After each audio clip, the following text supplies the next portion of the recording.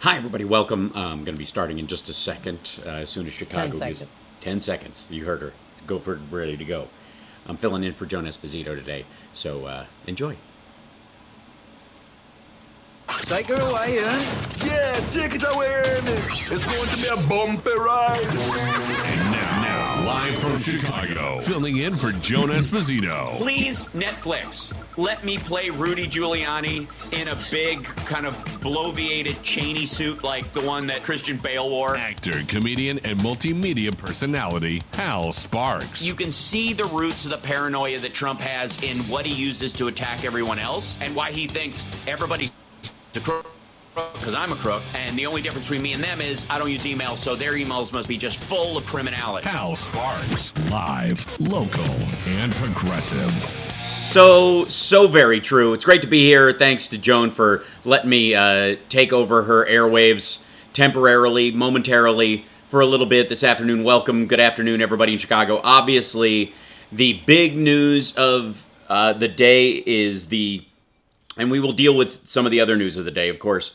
But the big news of the day, of course, is the leaked opinion from the SCOTUS of their the initial draft of the what most presume is the coming of the end of Roe v. Wade. Politico apparently got a copy of this initial draft. In it, they went through and marked it up in a couple of places, and one of the places that obviously stands out to a lot of folks is on page 5, right out of the gate. We hold that Roe and Casey must be overruled. The Constitution makes no reference to abortion, and no such right is implicitly protected by any constitutional provision, including the one on which the defenders of Roe and Casey now chiefly rely, the Due Process Clause of the 14th Amendment. That provision has been held to guarantee some rights that are not mentioned in the Constitution, but any such right must be, quote, deeply rooted in this nation's history and tradition and, quote, implicit in the concept of ordered liberty. Washington v. Glucksberg, 521 U.S. 702, 721 from 1997. Internal quotation marks omitted is one of the standout parts. Obviously, they address, it's a 98-page draft. So they deal with a lot of aspects of this. Their primary attack seems to be on Casey, which opens up the beyond the question of viability and moves past any state being able to establish sort of a limitation on how many weeks the pregnancy can happen and the like, whereas Roe was initially about medical privacy and the ability for the choice itself to simply be made. The attack primarily from the Michigan case seems to be largely on Casey, with Roe being a bank shot. And ultimately, they're hoping to take out both of them. The question that is being borne out, I think, for everyone is how could anyone not have seen this coming with the inability to put Merrick Garland on the court, and the Trump appointees coming straight from a list of Heritage Foundation and evangelical judicial groups' wish lists, basically creating a situation where they've teed this up. And effectively, there's a couple of questions, and this is the sort of political nature of this that can be discussed. The solution to this will not be found in the current makeup of the government, because we will need more than 60 people to override a filibuster. And if you destroy the filibuster for these kind of rulings, then if the Republicans do take over, then this fall, for example, because they've done it, they've delivered on the final big promise, then they will simply just put it back. They will overrule the overrule and put it through, and then have a volume. In theory, they would have to have a number that would overrule a veto by the president.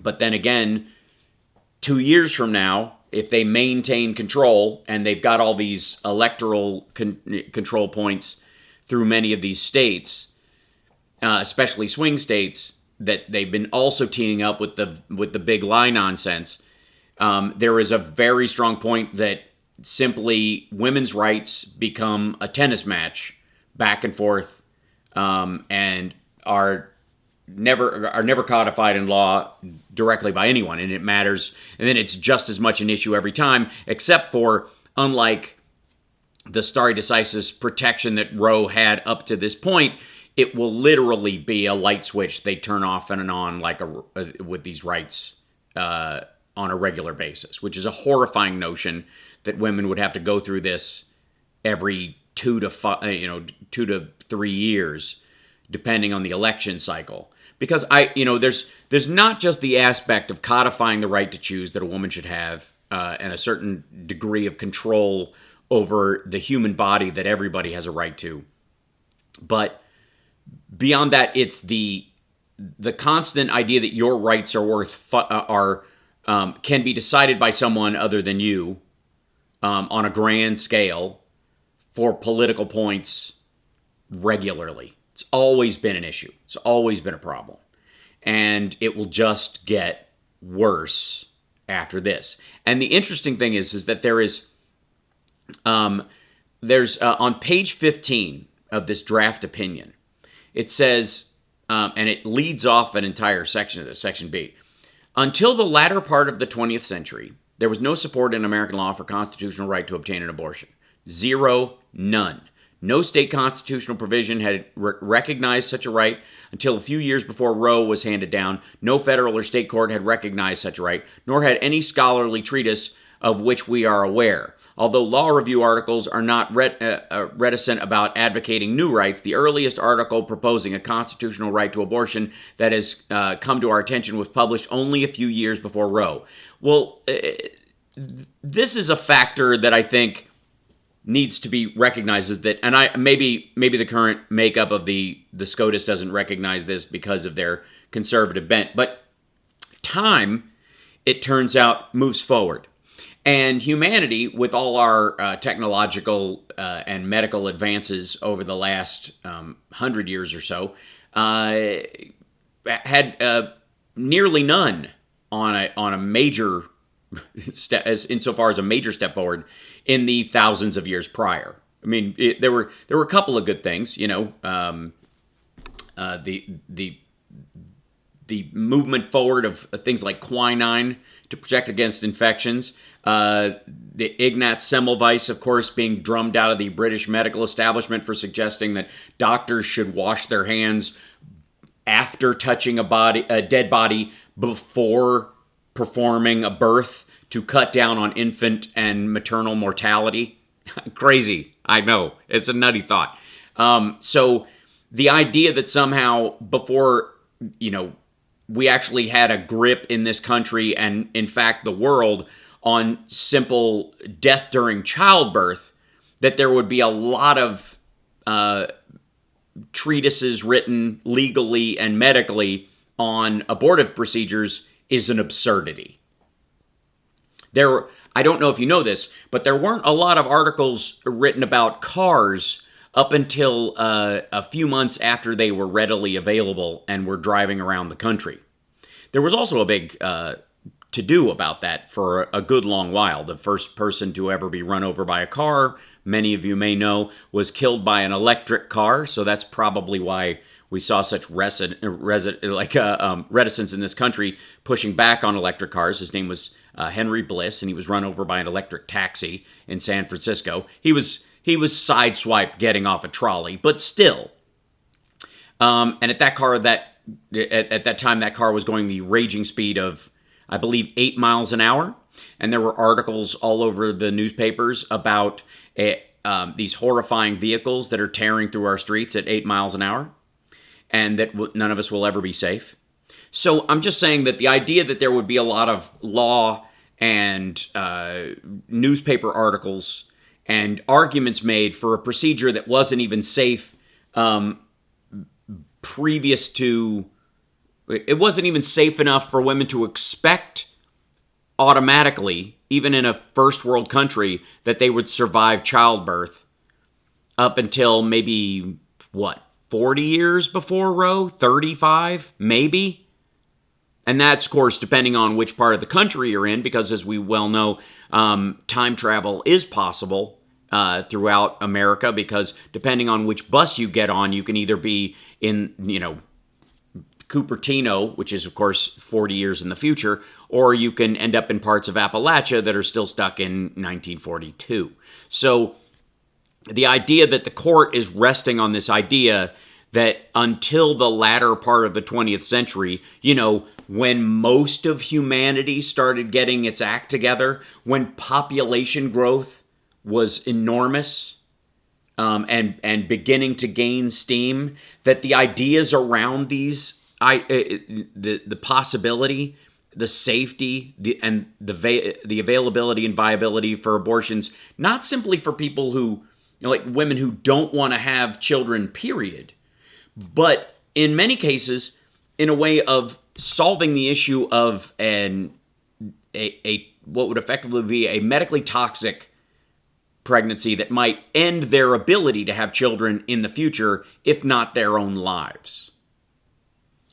This was, and the idea that as soon as women would get this ability, right after the pill became available in the late, 60s or so, as far as it's reaching the rest of the country, those two things comparatively is that these ladies are getting a little too much control of their lives.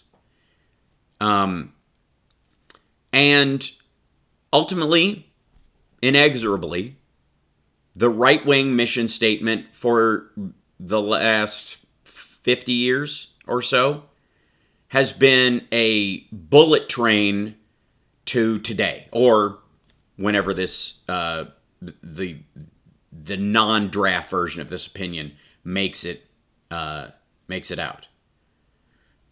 There are a lot of Republicans complaining about the possibility that it was leaked in an attempt to undermine that very opinion, which seems a bit odd.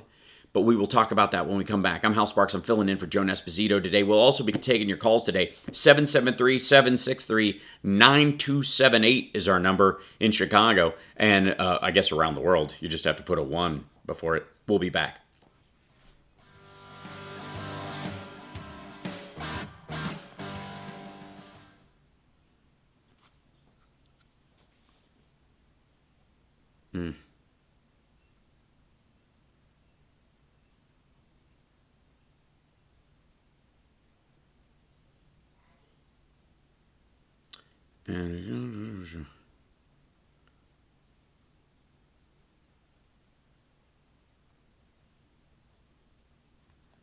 Yeah, we're going to get to this in a bit. And by the way, hi chat room. I'll make sure that I able to get this in where I can put this up on screen so you guys can see it.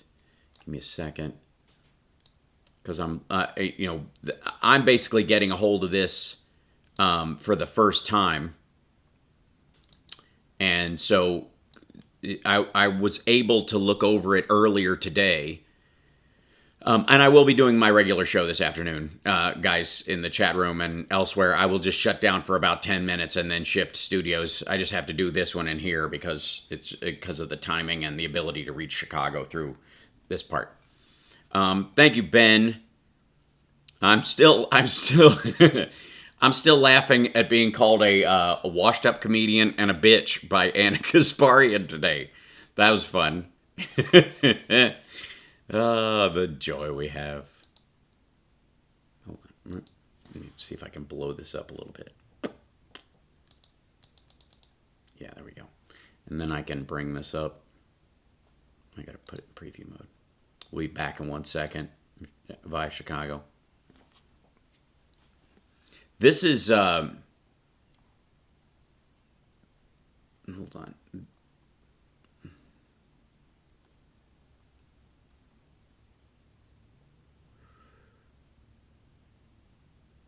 $30 seconds. Okay, thank you.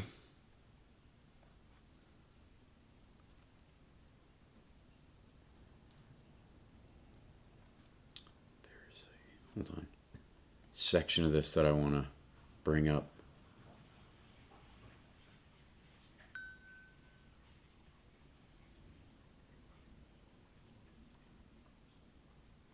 Get ready for the word quickening to show up in your feed, by the way, everybody. What about the women who are on the pill for medical reasons other than contraception? I suppose they don't count. That's a different thing altogether. Yeah.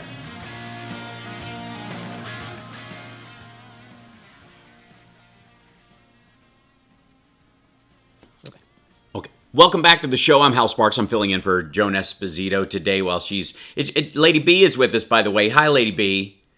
I just need to say hi to you on the air. How are you, Hal? I'm good, and I adore you, and you know that, and I just have to get to tell you, semi in person, whenever you're around. I just need to do that. Thank you. Get used to the idea. That's all right. Obviously, again, we're looking at, if you're just joining us, the draft opinion by the Alito court. The Thomas Court, they're jockeying back and forth in this thing about who's writing the dominant opinion. I'm trying to bring this up on the screen. So I read before the break that, it affirms in this, until the latter part of the 20th century, there was no support in American law for constitutional right to obtain an abortion. Zero, none. Like they are not messing around. The language in this is as direct as any right wing. I mean, it looks like it, honest to God, it looks like it was written by Amy Coney Barrett. For real. The languaging in this sounds like something that she would dictate into for an interview for a mega church newsletter. And in this, and again, there's no, until the latter part of the 20th century, there was no, no support in American law for a facelift, breast implants, cancer surgery, technically speaking. There's a lot of things that didn't exist until the 20th century that there's not a lot of case law about. You know what I mean? There's not a lot of case law about the constitutional right to, to talk to someone outside the country without traveling except through postal means. There was no constitutional right to instant messenger up until the late 80s. There was no constitutional right to join a bulletin board group. Now, you would say that arguably that's free association and communication is part of the of life, liberty, and the pursuit of happiness and the like. And I would say yes, it is, as would bodily autonomy in this regard. Now, never mind, and we'll get to this later too. I have no doubt some people want to kick in on this part of the conversation. Never mind the fact that if the government can force you against your will to carry a baby to term, they can also say that, well, if we can make you keep a baby inside you that either is going to kill you, is not viable, or is not viable yet, and therefore it's early enough in the pregnancy where you can have an abortion. In that process, then they can also say that you can get a chip in you. The government can supersede between you and your doctor. If your doctor thinks that getting a chip in your neck to be government tracked is out of the question, the government has the last say in that. The idea that these folks believe that the Democrats want a nanny state and yet at the same time craft these kind of opinions are fascinating. But this is their take on Roe. Not only was there no support for such a constitutional right until shortly before Roe, but abortion had long been a crime in every single state. Suicide is too, technically, but very few people get prosecuted for it. And a lot of these aspects of, up till this point, it was this particular, so was gay marriage, so was, there were anti-miscegenation laws, so was marrying someone of another race. That was also, there was also not a lot of legal precedent to allow that in the United States since its inception. And, all right, again, this particular court, because they're run by traditionalists, seems to have a problem with the clock moving forward while it's on the wall. Okay, But abortion had long been a crime in every single state. At common law, abortion was criminal in at least some stages of pregnancy and was regarded as unlawful and could have very serious consequences at all stages. American law followed the common law until a wave of statutory restrictions in the 1800s expanded criminal liability for abortions. By the time of the adoption of the 14th Amendment, 3/4 of the United States had made abortion a crime at any stage of pregnancy, and the remaining states would soon follow. This is the part that stands out. Roe either ignored or misstated this history, and Casey declined to reconsider Roe's faulty historical analysis. It is therefore important to set the record straight. Look at the wording on this.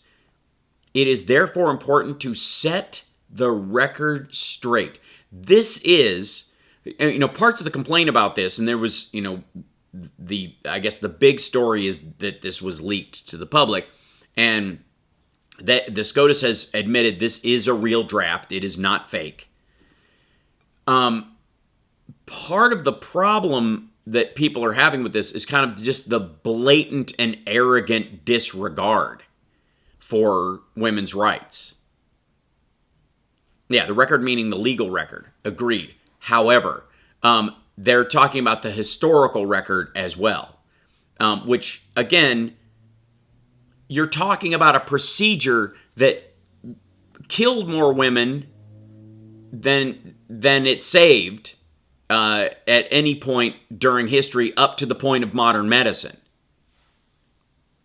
We begin with the common law, under which abortion was a crime at least after, quote, quickening, i.e. the first felt movement of the fetus in the womb. Kicking is what they meant, which usually occurs between the 16th and 18th week of pregnancy. Most laws deal with the first trimester. Most laws, deal with, the hazy area was about, in Roe in particular, was in the middle of the early part of the second trimester, and Casey sought to go, it's none of your business, period.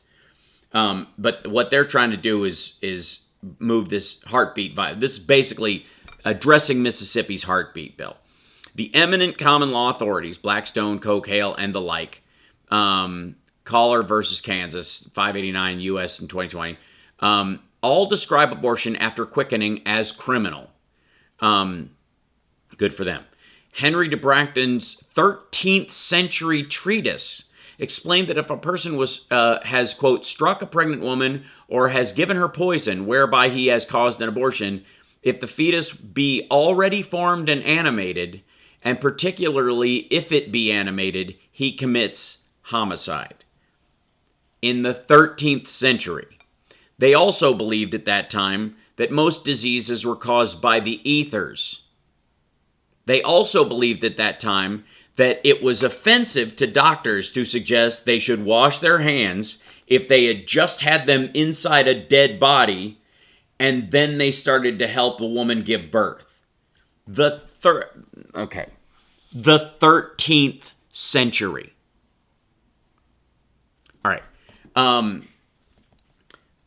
Most of these things, by the way, this isn't about the fetal viability aspect of this act. What they do by striking down or attempting to strike down or saying they're going to strike down Roe in this particular case and Casey is that the bills like Kentucky's that don't allow you to buy RU-486 or any of the treatments that allow women to get a morning after pill or any of those kind of things, if you can basically codify those laws via bank shot, by eliminating Roe, instead of just simply saying this is another example of a fetal viability law and it can stand and it's a refutation of Casey. So I mean they're literally going for all of it at once. Sir Edward Coke's 17th century treatise likewise asserted that abortion of a quick child was murder if the child be born alive, and a great misprision of if the child dieth in her body. By the way, child was still spelled with an E back then. 3 Institutes of Laws in England, 5051, 1644. Misprision referred to some heinous offense under the degree of felony. If you threw a pregnant woman down a flight of stairs or beat her to end the pregnancy, you did it on purpose, without her decision, without her being a part of it. Also, by the way, women largely, unless they were royal born, couldn't own property, were property most of the time. So the laws governing their body would seem, antiquated at the very least, and antithetical to American rule of law in the present. Correct? Logically, one would think. We got to take a break. We'll be back right after this. I'm Hal Sparks. I'm filling in for Joan Esposito today, this afternoon on WCPT. WCPT 820. You could follow them on Twitter at WCPT820.com and go to the website. Just add a .com to that. Take the ad off and put an HTTP. Never mind. We'll be back.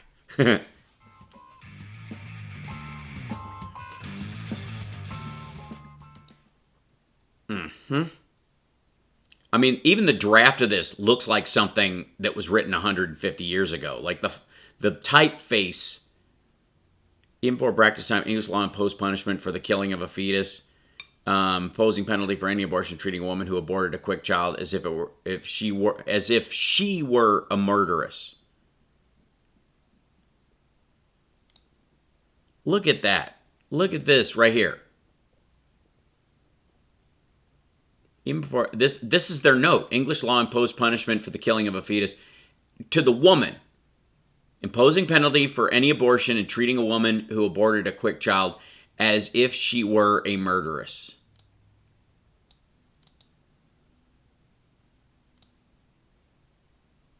That's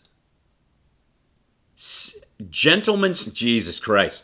Gentleman's Magazine, August 1732.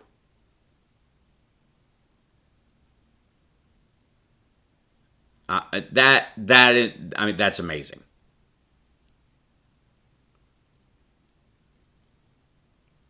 I can't, like, that's just the fact that that's what's cited. They cited Christ. What Gentleman's Magazine? Did not give us the title? Was it Jugs? Jesus Christ.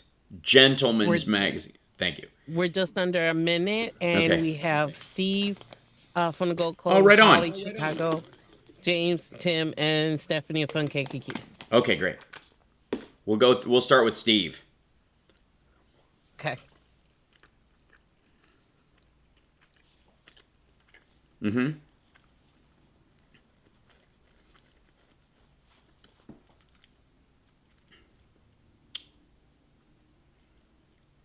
Yeah, 44 years before the U.S. Revolution. You know what English law also imposed? Monarchy. 10 seconds.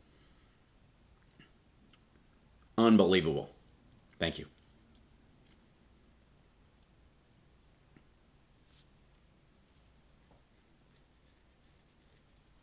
Coming back.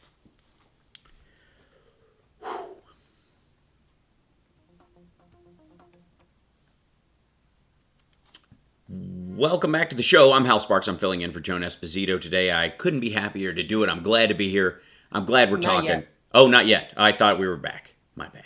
I heard the music and I was like, I thought it was derp. There it is.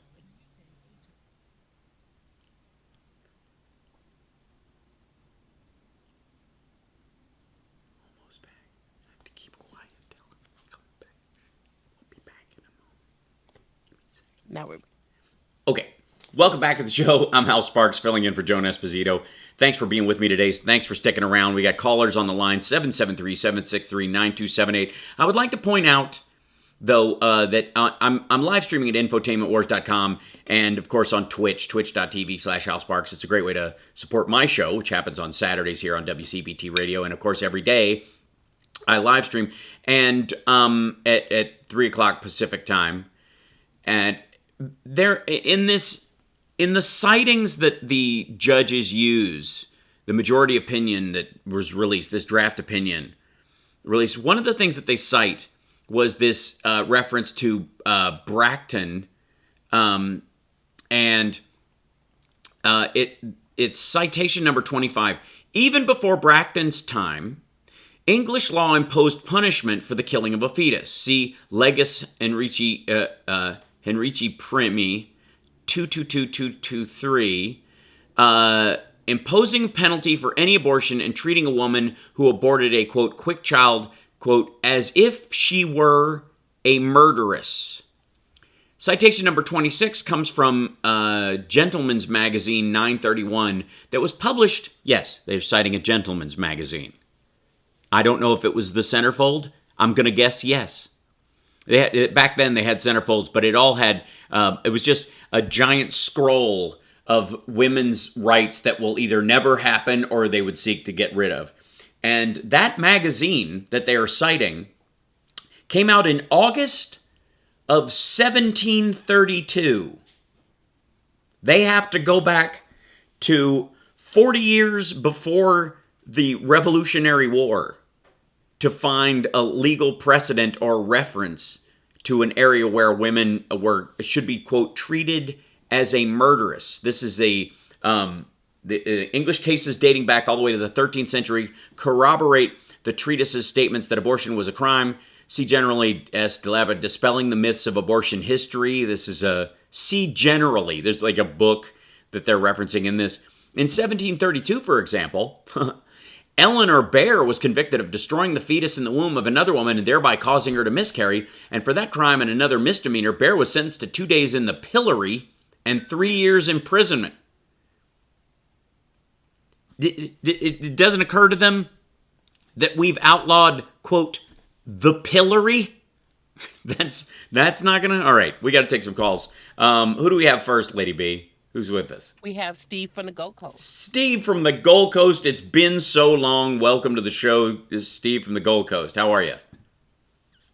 Good to hear from you, Hal. Yes. I want to make a couple of points. And yes, I think that, a lot of this is rooted in this fundamentally flawed notion of, strict constructionism relative to the Constitution. For all the flaws that the Founding Fathers had, they were children of the Enlightenment. And one of the things that they embraced was the idea that, human knowledge progresses. We Right. don't know everything. We didn't know it in the 18th century. And future generations are going to know more than we do. And our laws and public policy should reflect that. But Correct. no, you have a group of people who, for their own agendas, seek to interpret the Constitution in terms of what we knew in the 18th century. And by the way, if nobody wrote it down back then, you don't have that right. And that's it. That's where Right. it ends. And that's a part of the problem here. Now, and I'm sure other people are going to discuss different elements of this, but I wanted to raise a couple of points with regard to other issues. Because this, in some ways, the sort of silver lining behind this, it's been decades since you had an issue that says it's this important that the Supreme Court could strike down just before the midterm elections. So Right. this could end up energizing, what is a party that is in dire need of energy. Yes, Because a lethargic electorate. Agreed. Exactly. And out of that, I think that perhaps there can be some sort of beginnings of a change, because right now, and this is the larger issue, what happens when you have a court that's fundamentally removed from the rest of society with regard to the values that it's expressing in terms of its rulings? Because, there isn't some sort of, margin of 1 or 2% with regard to Americans on this issue. We're not a divided country. The overwhelming majority of Americans, especially those under the age of 45, agree women have a right to choose. It's settled law. And on so many issues, we have a court now that's so detached from what the rest of the world thinks, and the world being America, in this case, on public policy issues, that such that, you could have 90% of the senators, congressmen, a president, all who believe that we should have universal health care, signed it into law, and this court, I could see striking down such legislation. So Right. in other words, no matter how much of a consensus you can have on no matter what issue, you could have 5, 6 to 3, 5 to 4, striking it down. The idea that is our idea of a constitutional republic and democracy is ridiculous. And at what point then do you see this country begin to then sort of just disintegrate, fall apart? Because people are going to say to themselves, how in heaven's name is this democracy? How many of us do you need to agree on something before a couple of people say, no, you can't have it your way? Right. Well, that's, and if you're looking at this, like, I'm just in the beginnings of this thing. I'm on page 23 when I've been reading from this thing, and it is 98 pages long. And there's obviously they will eventually get in this this draft of their opinion. They'll get to sort of the modern take on the law, but it seems to be largely rooted in not just sort of like, pre-American law, but borderline prehistoric, Dark Ages level ideas of what a woman's rights should be in general. If you lined up their idea of the point at which women's rights, or anyone's rights, I guess, at that point, were codified, a lot of their references so far predate the Constitution itself. Much and go into this sort of Federalist paper idea that, what they really meant was, not so fast. I'm at the same point you are in terms of reading this. I'm waiting for a reference to Magna Carta, for God's sake. Exactly, yeah. How far back are we going to go? Again, this predates the germ theory of disease. How ridiculous can you get? So we need to start having a discussion about, how exactly we have defined the court. I mean, let's keep in mind that how many of these people, we have this litmus test that's existed, whether you like it or not, that we call abortion. How many of these justices were asked directly, do you agree that this is settled law? And how many of them agreed with that statement? And how are they going to rationalize this decision in light of what they said during that process by which they were approved? I mean, this is just amazing. Right. Insofar as I know, the only one that I'm aware, was sort of caught hedging on it was even Amy Coney Barrett. But they basically allowed the Republicans questioning her to table up that idea that it was settled law so that she could kind of nod through it and give a non-answer, with the idea being that they said it, so by her not directly refuting it, that's the same as her saying it. But the rest of them just, I guess, arguably flat out lied. Exactly. And now, and just on a related topic here, we need to start talking about creating grassroots efforts, so that we can help to raise funds, so that we can arrange for buses, for airplanes, for people to drive down to states, to help young women who can't afford to do this. Because this is not going to impact you if you're from an upper middle class family. You're going to get on an airplane, and it's just a question of coach or first class, and you're going to fly to New York or Illinois, and you're going to get done with Toronto or Vancouver. Or while poor women end up going to Vasquez, or end up going to Tijuana or places like that, which is where we were before all this nonsense, which was causing, women to die prematurely simply for exercising the right to bodily autonomy. Right, and so we need to start talking about, getting that mechanism in place that we can help people on the day that this gets struck down, so that we can have that in the process of being able to move people to places where they can enjoy this right that they've had. Because unless you're older than in your mid-60s, you have pretty much spent your reproductive life having enjoyed this right, and it's about to be pulled out from under you. Yes, and there seems to be, for the most part, a general consensus that is growing, and that one of the reasons the right is very upset that this got leaked was because they think it hurts them in the midterms. And if this was something that, and the argument in the case itself is that there was not enough precedence in the states, that Roe ran roughshod over what was effectively a majority of the states. At that point, a third of the states had legalized abortion in some form or another, and 2/3 had not. And therefore, by the institution of Roe, that ran roughshod over the majority of the states at that time. And instead of recognizing a right that the majority of the country hadn't recognized yet, just like miscegenation laws, just like gay marriage, just like gay adoption for that matter, all of those, basically there is seeds in this ruling to say anything that was passed before a majority of states were okay with it at any time in history is out. Either has to be passed as a direct law But any case law that solved this problem before the politics were handled, even if it's an individual fighting for their right to get married, fighting for their right to, to adopt, any of those kind of things, those get thrown out on the basis of this legal precedent. And it's important to know for people who think that, okay, well, we get this ruling, and then there'll be some period in which we have a transition. No, there are numerous states that passed laws years ago that said if Roe was ever struck down, it de facto in X state it becomes illegal, and you cannot therefore provide an abortion that day. It ends because we've already got that legislation on the books. Right. So it's not as if, it'll take 6 months or a year for it to happen in a lot of states. No, they've already anticipated this. They passed it. People didn't pay much attention to it because Roe's the law of the land. But when Roe ceases to be the law of the land, this legislation kicks in different states depending upon when they passed it. So yeah, don't think that it'll be a while before I have to worry about it. No, it'll be almost immediate, right? Because they've had all these. I think Joyce. I want to say it might have been Barbara Vance. But Joyce Aline and some others had posted, this idea that there are all these laws across the country that are in line to fight Roe, and therefore they're either in operation now or temporarily on hold until they can go to the SCOTUS. That would knock any challenge to them out immediately, and they would operate as if they were allowed to operate fully with this ruling.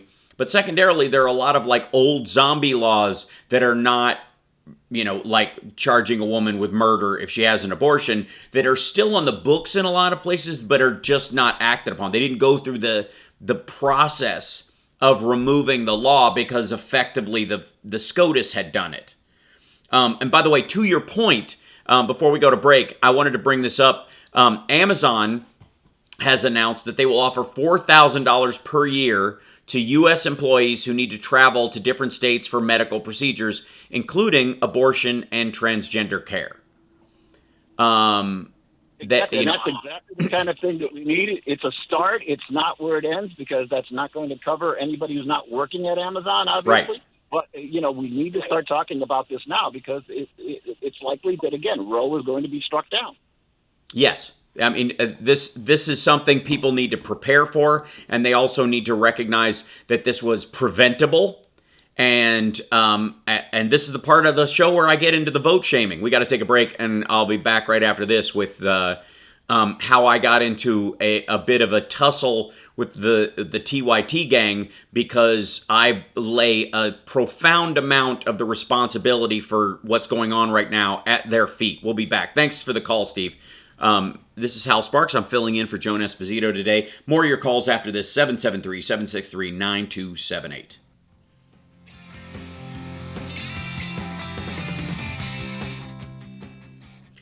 Did somebody in the chat actually say slavery is allowed in prisons?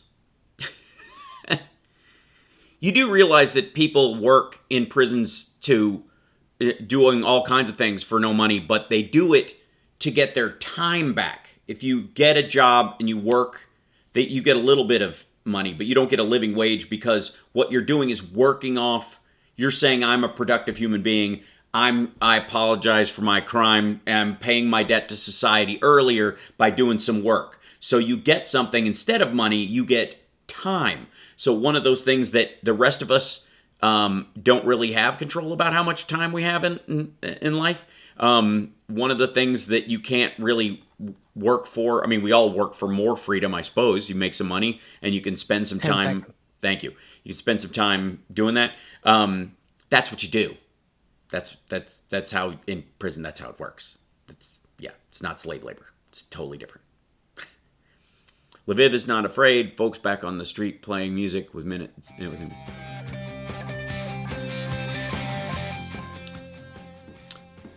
Welcome back to the show. And we've got more calls on the line. We're talking, of course, about the draft opinion from the Trump Supreme Court, and what I would call the faux-gressive. You're welcome. The faux-gressive Supreme Court. The people who, I said yesterday on my morning show when we were talking about this, that Donald Trump in many ways was not the dream candidate for Republicans, per se. Certainly not for Democrats, but even for Republicans, the traditional family conservatives. Here's a guy, multiple wives, sleeping with, porn stars and playmates while his wife is just giving birth to their kids. Stuff you wouldn't think is traditionally, the traditional family values, old-fashioned conservative, But what he was the perfect president for a certain group of people was the folks that shrug off elections. The people who've been convinced over time, whether it's the right who, rages about rhinos all the time, or Democrats, or independents that rage about corporate Democrats and the establishment, those hack phrases that come up a lot that don't actually mean anything, especially considering most of the people that are raging about them are big voices, big names on YouTube who are, in fact, incorporated, and most of their organizations started with seed money from millionaires and billionaires. That said, you get a lot of pushback if you start calling out that stuff, it would seem, because people feel a little emotionally delicate about their crap choices they made a few years ago when the sensible people, like myself, were warning you against said thing. That in any situation, and this has become one of our favorite Sparksisms on infotainmentwars.com, if you are ever presented with a choice that you consider to be the lesser of two evils, choose less evil. It's that easy. You'll find perfect down the road. But if you're talking about, and by the way, the idea that somehow the choice between Hillary Clinton and Donald Trump was a lesser of two evils is a grotesque absurdity, especially considering that there was as Hillary Clinton served in the State Department and was in line with a lot of the geopolitical attitudes of the Obama administration, it was expected that basically her rules of engagement, say, for the military, would be in line with what the Obama administration had done, which had cut civilian casualties from say, drone strikes and other military actions in the Middle East, in areas that were in Afghanistan and Iraq at the time, down to a bare minimum. There's no way to get to zero without abdicating some level of safety for the people that you're there to protect. Think the Afghans that we were going to leave behind if Trump had his way. And yet there are situations where you don't care. You just throw caution to the wind. And the sensible, mature thing is to go, well, if I'm never going to get zero, and my other option is just let the bullets land where they may, bombs and mines, and who cares? If you think that's the choice, then and you shrug it off, you go, well, then it's not really going to turn into anything. Who cares if Donald Trump is in there? The civilian casualty rate from collateral damage in military actions in Iraq and Afghanistan and in other places went up 80% in the first year of the Trump administration and stayed there compared to the 8 years of Obama. There were more civilian deaths caused by military action during the first year of the Trump administration than there were in all 8 years of the Obama administration. All 8 years. And if your answer is, well, there shouldn't be any, I agree. But that's not the choice you're presented with in reality. And if your answer to there shouldn't be any, but if there's going to be some, I really don't care how many there are. As a matter of fact, the more there are, the better, because it'll prove that that this is awful. Is, I suppose, fine if you're making that statement from the safety, from what my dear friend used to say about like the idea that a lot of philosophy is written from the warm side of a bay window, and I house in my heart a certain level of disgust for people who allegedly know better. I don't expect better behavior or moderating behavior or care on that level from the Mitch McConnells of the world. I do expect it from my side of the aisle, the entire spectrum, that fall in love, then fall in line is a very baseline attitude to have. But during that fall in love part, a lot of what I've seen and what happened in 2016 especially, and what was in danger of happening in 2020 but just got swamped by the availability of votes, was they didn't really fall in love. They fell in love with instead of with their candidate, with the endorphin rush they got from hating whoever that person was running against. In that case, it was Hillary Clinton. And so it wasn't even so much of being like, oh my God, this would be amazing, but as long as it's not her, as long as it's not him, whoever the person that they thought was going to get in the way of their preferred candidate at the time. That was the issue. Let's grab another caller. We got a few minutes before the break, so I want to make sure they have time to talk. Who do we have next, Lady B? We have Holly from Chicago. Excellent. Hi, Holly. Welcome. Thank you. Yeah. Well, as a woman of a certain age that was very pro-choice before it became pro-choice, I think this puts the country back 100 years.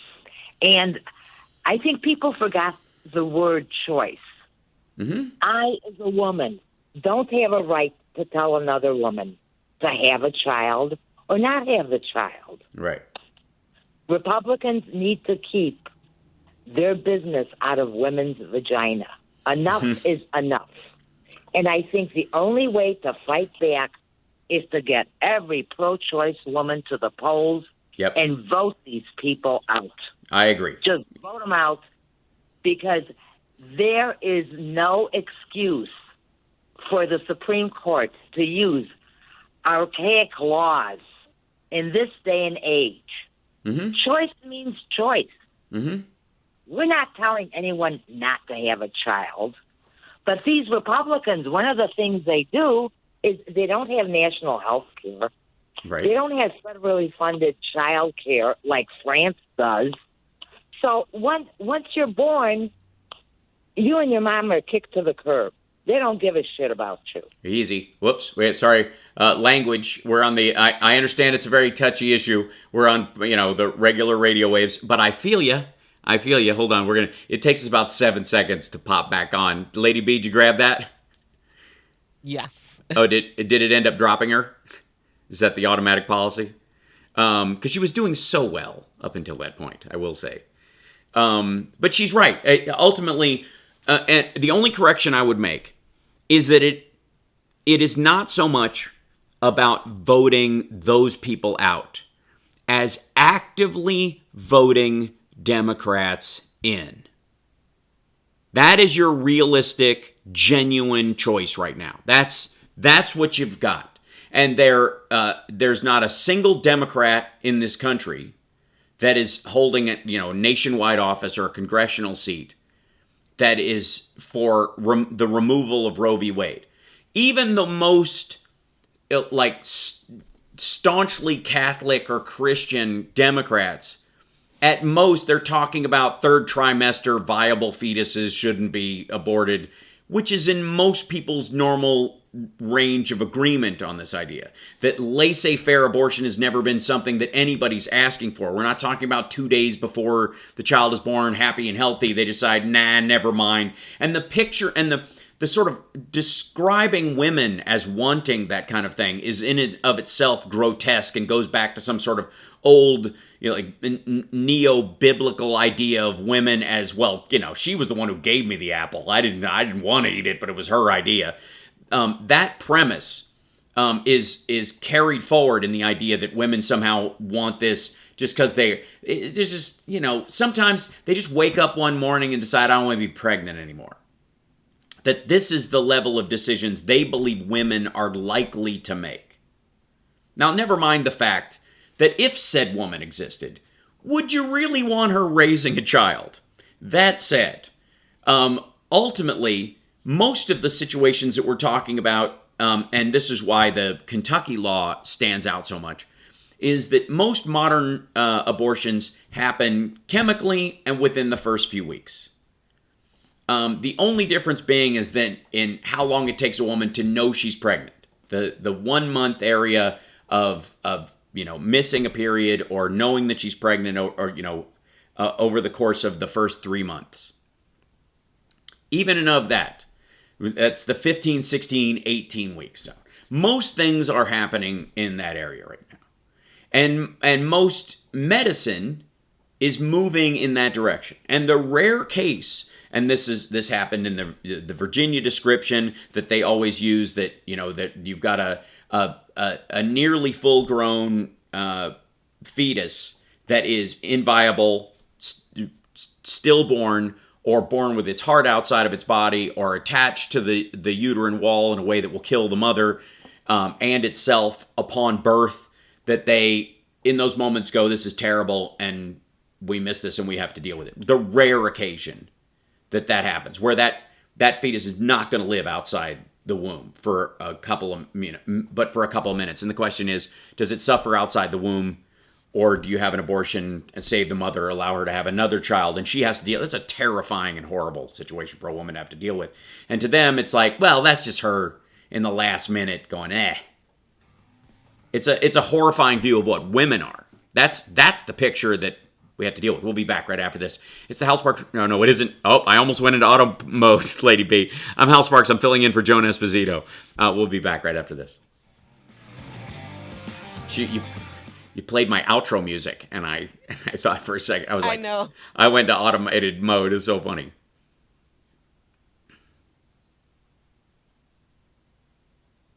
Mm-hmm.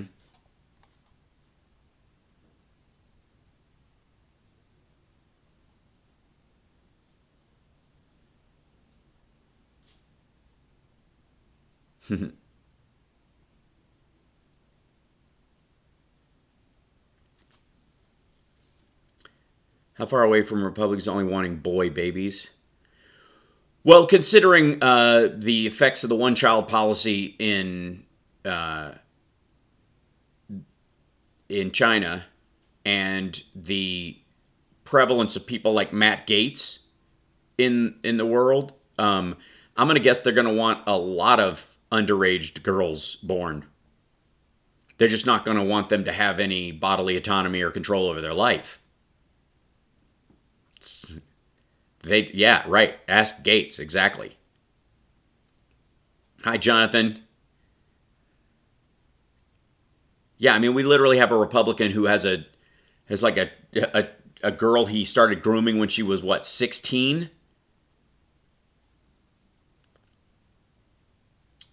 Let's see. We're in break for the news at the top of the hour, so we have a couple minutes so I can address the chat. Walking baby machine, right? Why aren't Democrats rushing to fix this right now? I don't see it. They can't, Garrett. First of all, it is not an official.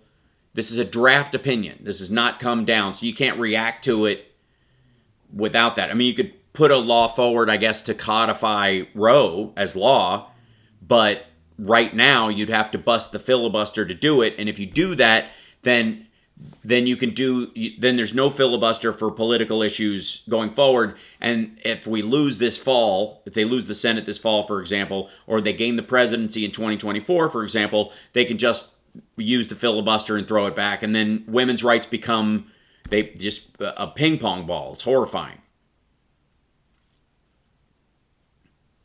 There are ways to fix this too, through other parts of the law, and you'll start seeing that. That's why the Hyde Amendment existed for a long time, and why Biden was initially for it, because it allowed for women to have abortions in all these states as long as there wasn't government funding for it, and it kept these idiots at bay. And then once you remove, once they stopped playing nice under the Hyde rules, then Biden was against the Hyde Amendment. That was the whole point.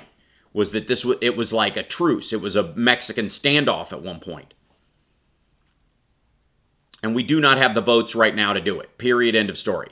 And they know this. And by the way, they know that a good portion of left-leaning independents, especially people who would, unfortunately identify themselves falsely as progressives, are not necessarily lining up to vote this fall. Because I gotta say, they kind of don't care. They make, you know, it's kind of like the right wingers who, you know, there's going to be a bunch of people on the right. They're going to milk this for a while and enjoy it because they think this is going to drive people to the polls this fall because it's going to be decided then. So they think it's a wash about whether or not it will help politically. You know, Republicans will be saying, oh my gosh, the court's putting this forward. This is exactly why we got Trump in there. We need to make sure that they don't overturn this. If there's a bunch of Democrats in there, we're going to, you know, they'll pass a law that codifies Roe and we're done because the SCOTUS can't do anything about it at that point because right now, technically, it's legal in a majority of states. And the predicate for doing this is when Roe passed, it wasn't. So that would completely capsize their argument and that would be done. And you can challenge the law all you want, but you have to have standing. And unless you're, I guess, technically an aborted person, you wouldn't have standing. Yeah. 15 seconds. Thank you.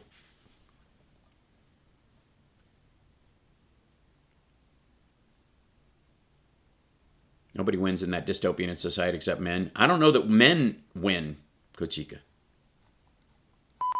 Attention, everyone. Joan Esposito, live, local, and progressive. Filling in today for Joan, live from Chicago. Actor, comedian, and multimedia personality, HAL Sparks. It's true. Welcome back to the show. Thank you so much, and thanks to Joan for letting me sit in for her while is she on vacation? Is she away? Is she traveling right now, Lady B? Do we know? What's her... Yeah, she's coming back to Chicago. She was in L.A. Gotcha. Okay, cool. Well, I'm glad to be here to fill in. I know she'll be back on Thursday, I believe.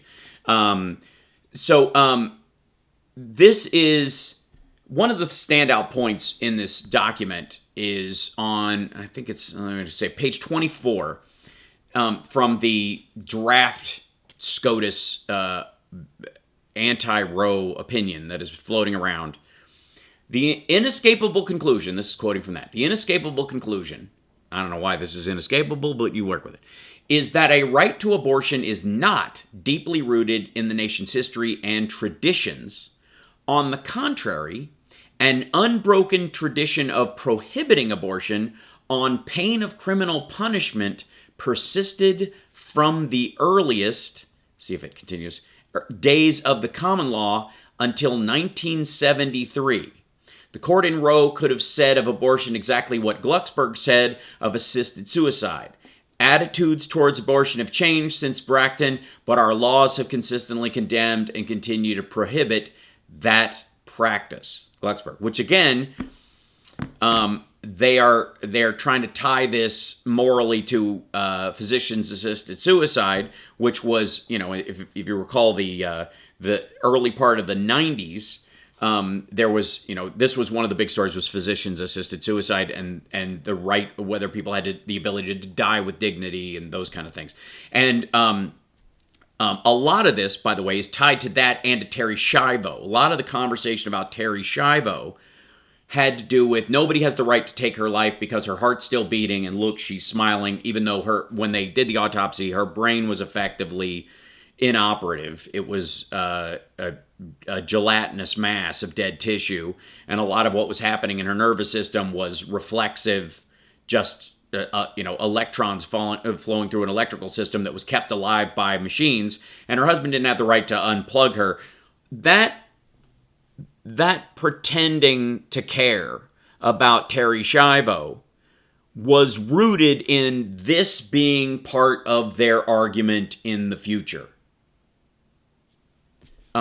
And the idea being is that just because your brain doesn't function on its own, and if you weren't hooked up to machines, you would die a torturous death within minutes because the parts of your brain that still exist to feel pain are there, but you have no conscious ability to recognize why it's happening or any ability to do anything about it. So you're effectively, because the Republicans want to make a point about fetal viability as a way of criminalizing abortion in women making a decision well before viability, what they want to do is they set up something where Terri Schiavo basically has to suffer so that they can pretend to be on her side. And effectively setting up a situation not unlike when if a person were under anesthetic and was undergoing surgery, and you later found out that actually the anesthetic did not work. They were paralyzed, but they could feel everything.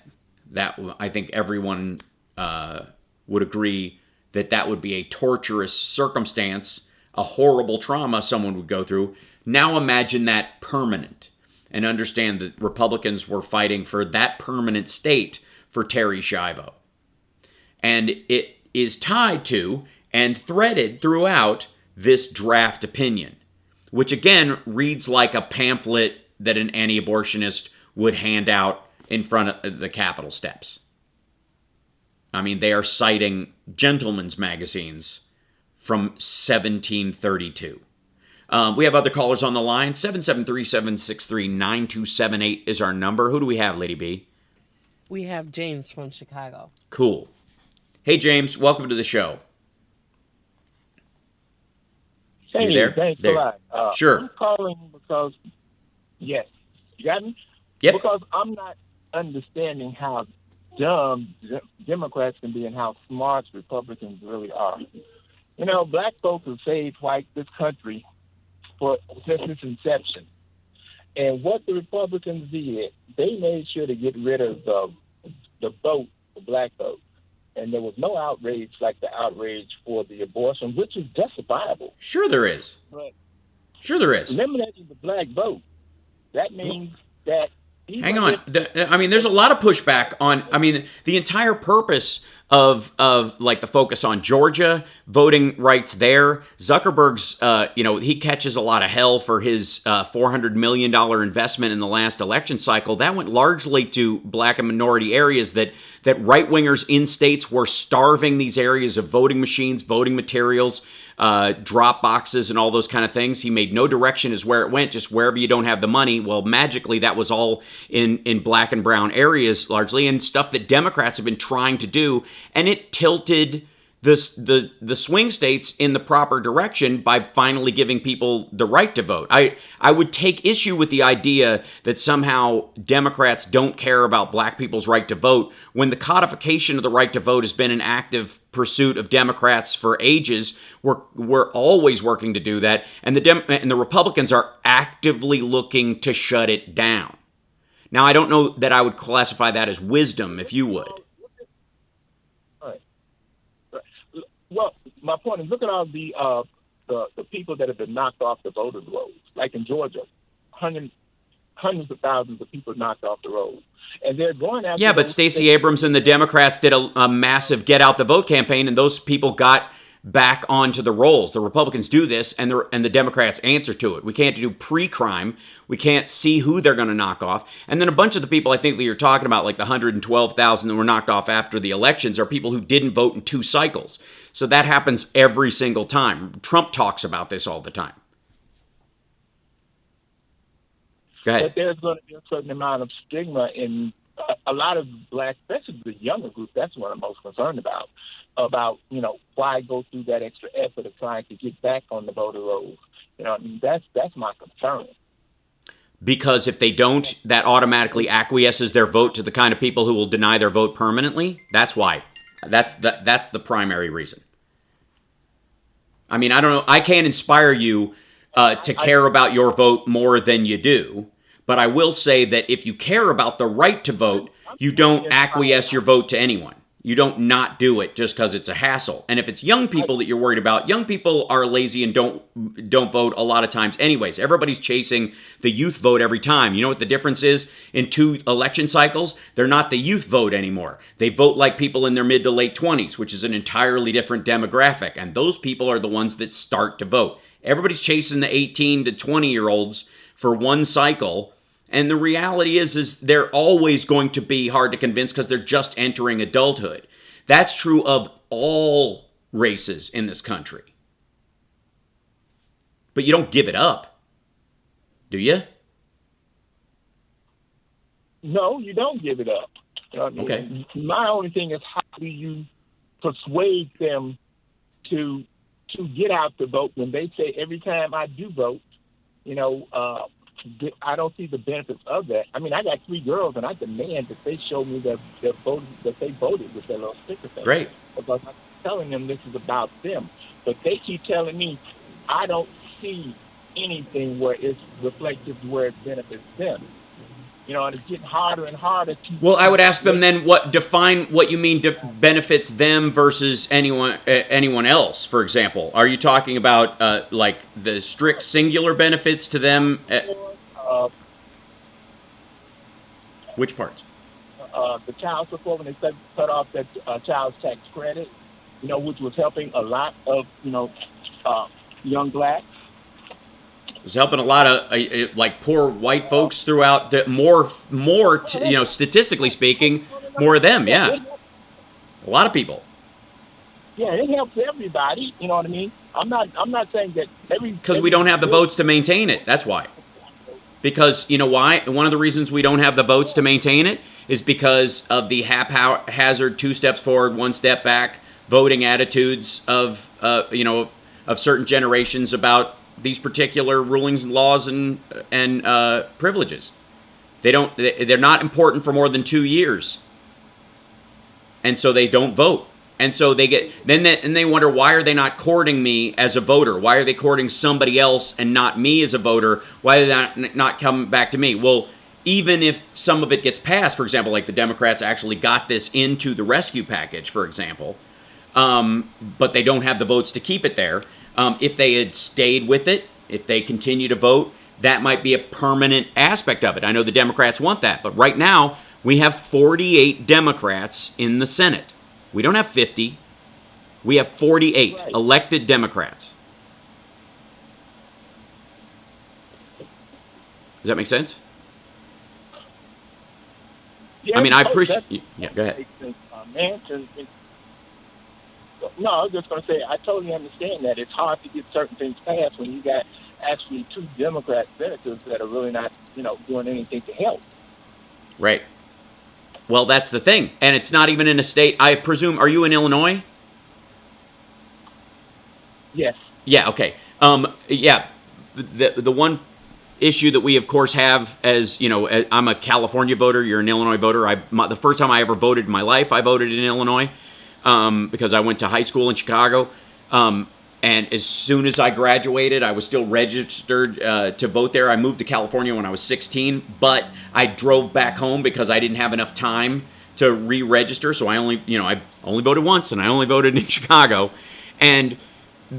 But the cycles as they go forward, if you're going to talk about like Joe Manchin and Kristen Sinema as a reason for all the other Democrats to be punished with not supporting the Democrat in Illinois, for example, or the Democratic House members in Illinois, or a Democratic mayor, or aldermans or the like in the Chicagoland area, or the Democratic mayor or the electoral board or the Attorney General of Illinois, because Kristen Sinema, who took over John McCain's seat in Arizona, which is a fundamentally Burning Man weirdo state, then what is the purpose of punishing the Democrats in your district who are ice skating uphill most of the time to get a lot of this stuff passed because Joe Manchin exists in West Virginia and Kristen Sinema exists in Arizona, when you already know that, for example, the Senate is tilted against us because there are more red states than blue states, largely because these red states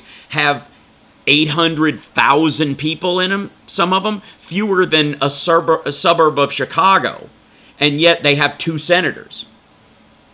Maybe that's why we don't see as much progress when we have to work as hard, because the deck is stacked against us. So when you're in that situation, you act like it. You act like you recognize that the deck is stacked against you, because it is. It really is. Electorally, and certainly in the SCOTUS right now, and it was just that, like, I don't know if I see it attitude in people's lives, means they're heading off all of these laws at the pass, because anti-miscegenation laws, against interracial dating and marriage, that was also codified before most of the country was for it, just like Roe was, according to this ruling. That's gone. Gay marriage, I mean, every aspect of this. That's why you vote, because it's why do you go to the gym? Do you get fit once? You go all the time. And you don't see progress a lot of times in the beginning, do you? When you're at the gym. It takes a while. And then you start, oh, okay, this is starting to layer. This progress is starting to layer. But if you just stop going at one point because I don't know if I see it, what happens? That's what we are. I appreciate your call. I really, really do. We got to take a break. I went way over the break, the sound of my own voice. But I appreciate the call. But the reality is that revolution is the 6-minute abs of American democracy. We don't need our stomach stapled. We need an exercise and nutrition plan, and we need to stick to it. And that's why people need to vote every election. In this case, Democrats are the only choice that is viable and will make it. Period. End of story. We'll be back.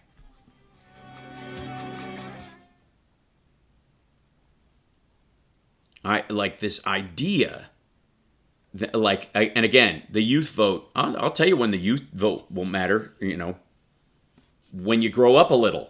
That's why people start voting. Like, I don't know why we don't have a hard time convincing 25-year-olds to vote. Yeah, you did 2 to 6 years ago. They blew it off back then. Now it's important. They're starting to recognize. That's what maturity is. Your brain's not even formed till you're 25.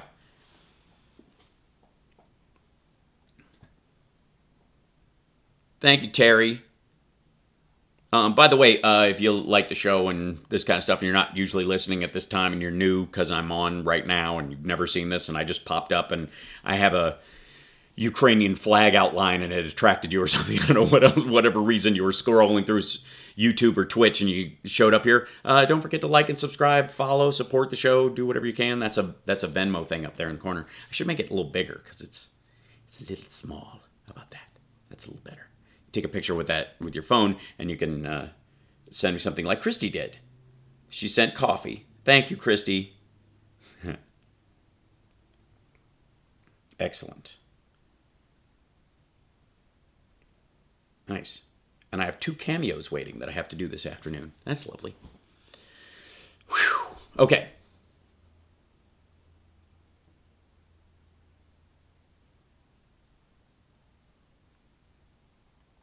Man, look at, and the references. Look at this. Instead of following these authorities, Roe relied largely on 2 articles by a pro-abortion advocate. Pro-abortion advocate. That wording's really telling. Who claimed the coke had intentionally, 10 seconds. Thank you, misstated the common law because of his strong anti-abortion views.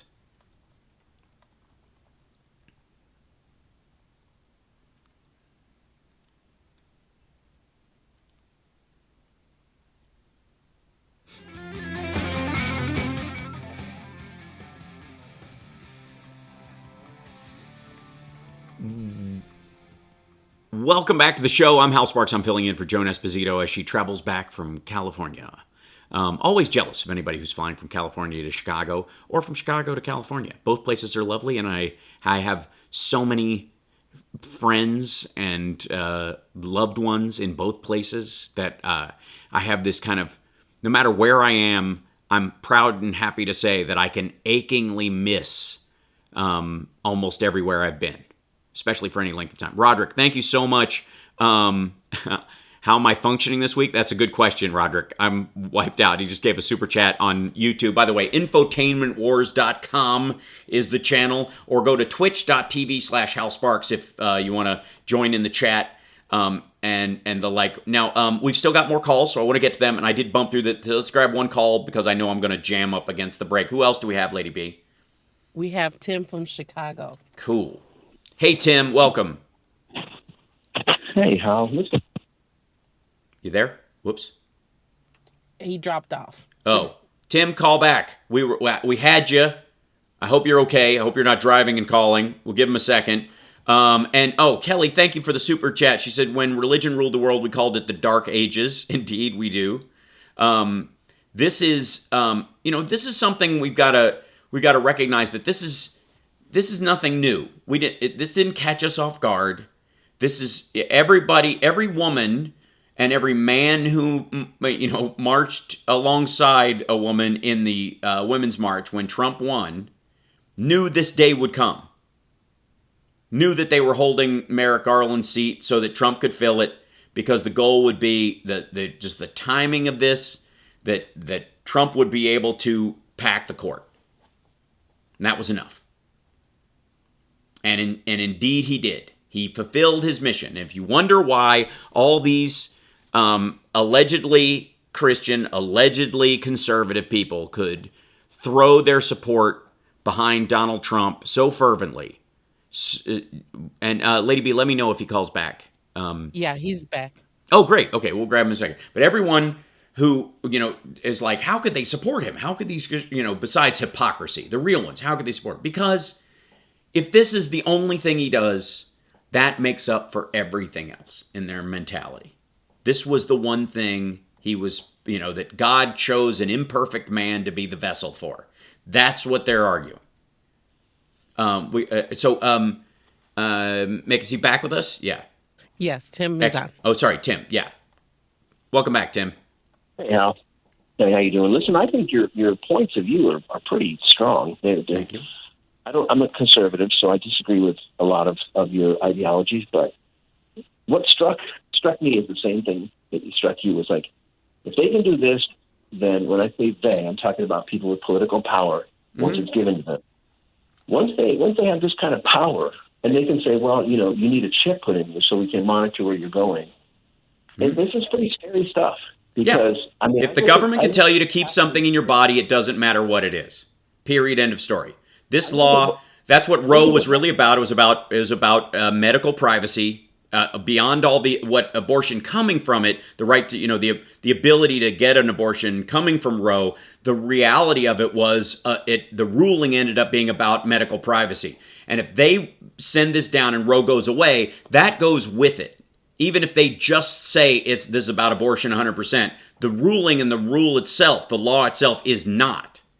And that's a slippery slope for what would be libertarians and conservatives, I would think. Go ahead. Yes, that's why I called. Yeah. Because, I do see what happened in Canada with turning off people's income. And that is supposedly a progressive, a person that runs Canada. I don't want feudalism. I don't want feudal lords running my life. And I just had all to tell you that you're right on, because if we give power to the wrong people, I see a lot of people on your side as, God help us if they're in power and they can force me to affirm and to ally and to support and to do all these things. I see a lot of things that I believe in just disappearing because they're reaching back into 1750 or 1690, where, wait a minute, serfs didn't own firearms. Serfs weren't even allowed to own a hoe. They were put on lands. And now we have corporations who are going to do these things with power because they're political people, because now we have corporations who are left-wingers or right-wingers telling us that, no, you're turned off today. You're no longer going to have speech because I'm a corporation guy. I believe in the powers that be. So, Hank, I think you and I could sit down. Well, yeah, we could have a conversation about this. That's what democracy is all about. We don't have to agree on a bunch of stuff, but what we can agree on is that there's a certain, what would effectively be a freedom-based no-go zone in certain areas. And one of those, all that stuff you're talking about whether or not somebody can turn off your bank account or any of those kind of things, believe me, that all hangs off the trunk of the tree of bodily autonomy to some degree, right? Because if you start chipping away at that, what control do I have? As if I'm president one day and I can not only force you to carry a baby to term against your will, no matter when you decide to get rid of it, even if you decide to have, RU46 or the morning after pill, the day after you had unprotected sex and you have no idea whether or not you're pregnant or not. If I can enforce that, then why can't I just say there aren't enough babies, so every woman's going to be implanted with a viable embryo, and you have to carry it to term? There really is no legal reason. I call to tell you that I supported certain points of your position, because I do believe there's people on your side, horrifyingly scary if they had power. People on my side that are scary when they have power. Right. And this is, if it comes down, we the people, this is the reason why, there's smart guys who started America didn't want a Supreme Court. They said it should be the people deciding. It should be, well, states' rights too, but there should be an overpowering, an overseeing kind of like common sense. We don't need geniuses or anything. The geniuses invent plastic, just to say. I'm just saying we need people with a good way of thinking to say, okay, Tim, is this really what you want? Is this really what you want? Is this really what you want? Because we're going to give power. We're going to give our lives to these people that are going to control us. So I thought what we were looking at, because I'm a pro-life guy, right? But I'm also a guy that thinks what goes on between you and your doctor. I don't want you saying, "Hey, dude, look how old you are. You don't need prostate surgery. What are you going to do with it as an old man?" Exactly. Well, right. Wait a minute, I'm in pain. That doesn't matter. You're not going to have kids. You don't look that sexy to me. Mm-hmm. It's over for you. I just said it. It's over for you. Right. Once you start, we need to take control. Yes. Once you start dictating that, there is no end to it in that regard. And those checks and balances that exist go away you can give them away. The people could vote tomorrow and give away all kinds of rights. And that's why in a democracy, there's always a back and forth between people saying, I need this right less than you do, and therefore I think it's mucking things up, and I don't care if it happens. This would be the sort of the gun rights argument, where most time people are talking at cross purposes about guns. Rural people think and use guns differently than people in cities do. And there needs to be a complete complex conversation about ghost guns and whether or not you need, 30 rounds of ammunition if you don't live out on a farm and you have a problem with hogs, or you don't trust your neighbors who are a mile away and are drunk rednecks who freak out every year. I grew up in Kentucky initially. So yes, you start handing these things over, getting them back is nearly impossible. And Roe, as narrowly as it was decided, and they're acting on this, they're using the fact that it was narrowly decided around medical privacy to effectively get rid of it. And so where goes HIPAA after this? HIPAA's codified on much of the same rules. So why doesn't Amazon have the right to your DNA now? That's the thought. We got to take a break. Thanks so much for the call. I appreciate it. I'm glad we could have a civil discourse about this. That's what I'm always looking for, because I think, as evil as moderate and centrist have become, in reality, what that's really, code for in the rest of the world is you're able to have a conversation. And this is crossing lines. Excellent point, Rodder, who's in our chat. We'll be back right after this. I'm Hal Sparks, filling in for Joan Esposito.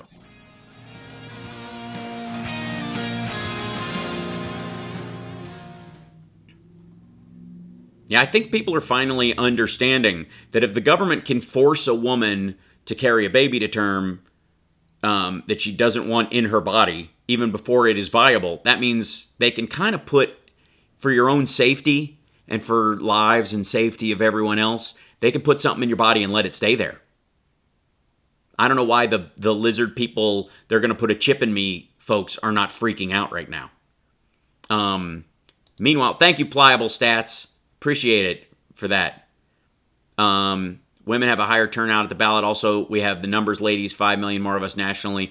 That's true, Pliable Stats. However, not all women are pro-choice. There's a large swath of women who absolutely are not, are more hardline on it than a lot of the men who on the right who push it. Hence the Amy Coney Barretts of the world. And there's also a lot of dudes like myself who are on your side, who believe that that whether or not somebody has an abortion is a personal choice between them, their doctor, and their God, and their partner, and is a heart-wrenching decision that women sometimes find themselves forced to make. It is not something they take lightly, and the idea that they do is in its own way a form of misogyny that I do not participate in. Thank you, Rose.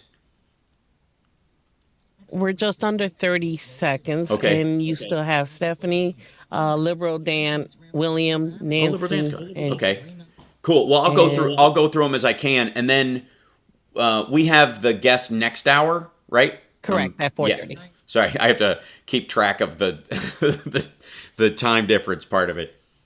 Okay. Yeah.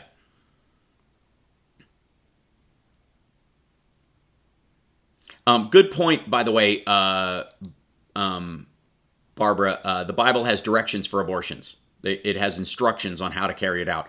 It also, there are abortions and the killing of infants that is ordained and ordered by God. So, and also, technically, an abortion is any life that is ended prematurely. A homicide is an abortion if an abortion is a homicide, and therefore all guns are abortion machines.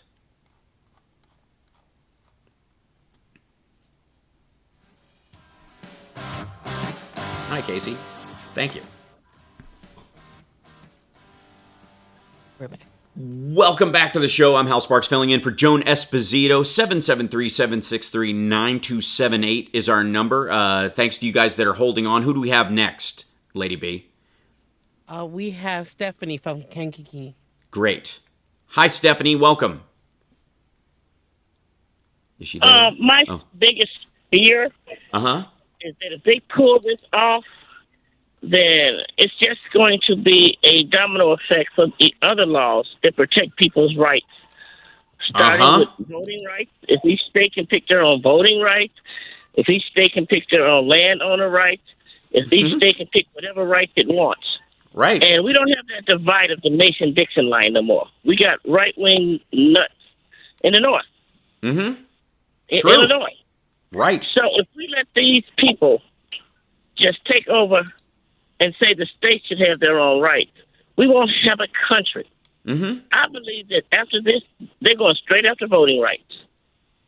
Yeah, I mean, they don't have. You've been. I'm sure you've heard them talking about how we're not really a democracy lately. That's their whole. We're a constitutional republic, even though we are a democracy, and a constitutional republic is the form of democracy that we have. That we don't have that in lieu of a democracy. We have a democracy founded on a constitutional, republic. That seems lost on them as well. Some of them because it's willful ignorance. Some of them because they don't want it and they want to talk their own voters out of, like, not everybody should vote. I mean, the country's full of idiots, right? And that's definitely something they'll come for. You're absolutely right. And I also, want to bring out, it's not the big. I live in Pembroke. Okay. And our village is 400 people. Mm-hmm. We had the worst mayor in the history of mayors in this little town, and he completely ignored everybody. They're trying to run a pipeline through an ecosystem that is pretty much vanished off the earth. But because he stuck with the Republicans and he fought, we're stuck with this natural gas line going through our ecosystem that we don't want. Right. So it's not just, it's the small towns got to get out and vote, not just the Chicago and Detroit and Los Angeles. Yes. And sometimes if you have 20 little towns, you might get enough votes to get things done. Absolutely. But everybody's got to get out and vote.